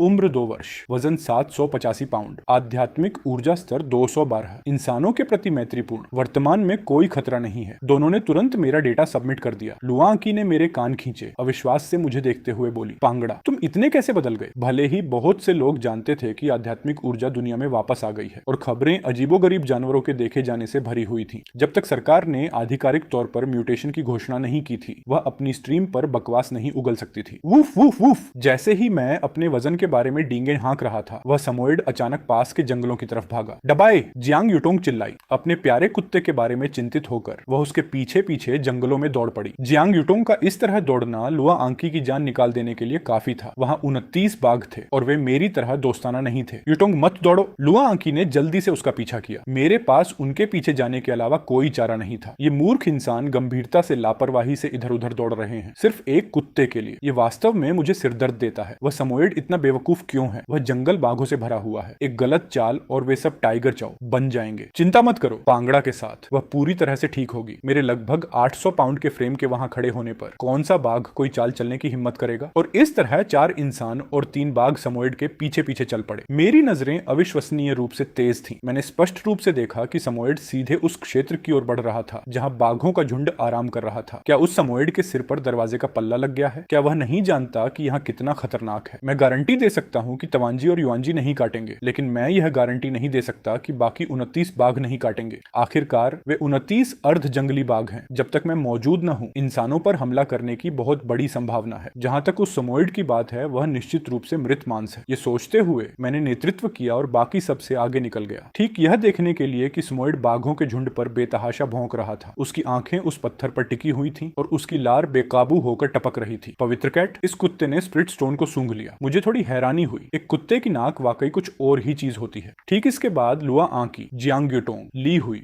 और शूजी भी पहुंच गए। चारों ने एक ही समय में पत्थर को देखा। 20 से अधिक बाघ इसके आसपास चुपचाप लेटे हुए थे। एक स्प्लिट स्टोन, यहाँ स्प्लिट स्टोन क्यों है? ली हुई पूरी तरह से सन्न रह गई। उनके विशेष मामलों के ब्यूरो ने पहले भी स्प्लिट स्टोन प्राप्त किए थे, लेकिन वे केवल हथेली के आकार के थे। यहाँ अब भी जो स्प्लिट स्टोन दिखाई दे रहा था, वह असल में एक मिलस्टोन के आकार का था, जिसका वजन लगभग 100 पाउंड के करीब होना चाहिए था। मिस लू, क्या आप पांगड़ा से कह सकती हैं कि वह उस पत्थर को हमारे पास ले आए और हमें सौंप दे? उच्च अधिकारियों को तत्काल इस पत्थर की जरूरत है, ली हुई ने फुसफुसाते हुए कहा। उसे पूछने में थोड़ी शर्म महसूस हो रही थी। आंकी ने ली हुई की तरफ देखा। वह वास्तव में ऐसा नहीं करना चाहती थी, लेकिन ली हुई को उच्च अधिकारियों द्वारा भेजा गया था। चूंकि उच्च अधिकारियों को इस पत्थर की जरूरत थी, इसलिए वह केवल अपनी पूरी कोशिश कर सकती थी। पांगड़ा, क्या तुम मेरे लिए वह पत्थर ला सकते हो? आंकी ने झुककर फुसफुसाया।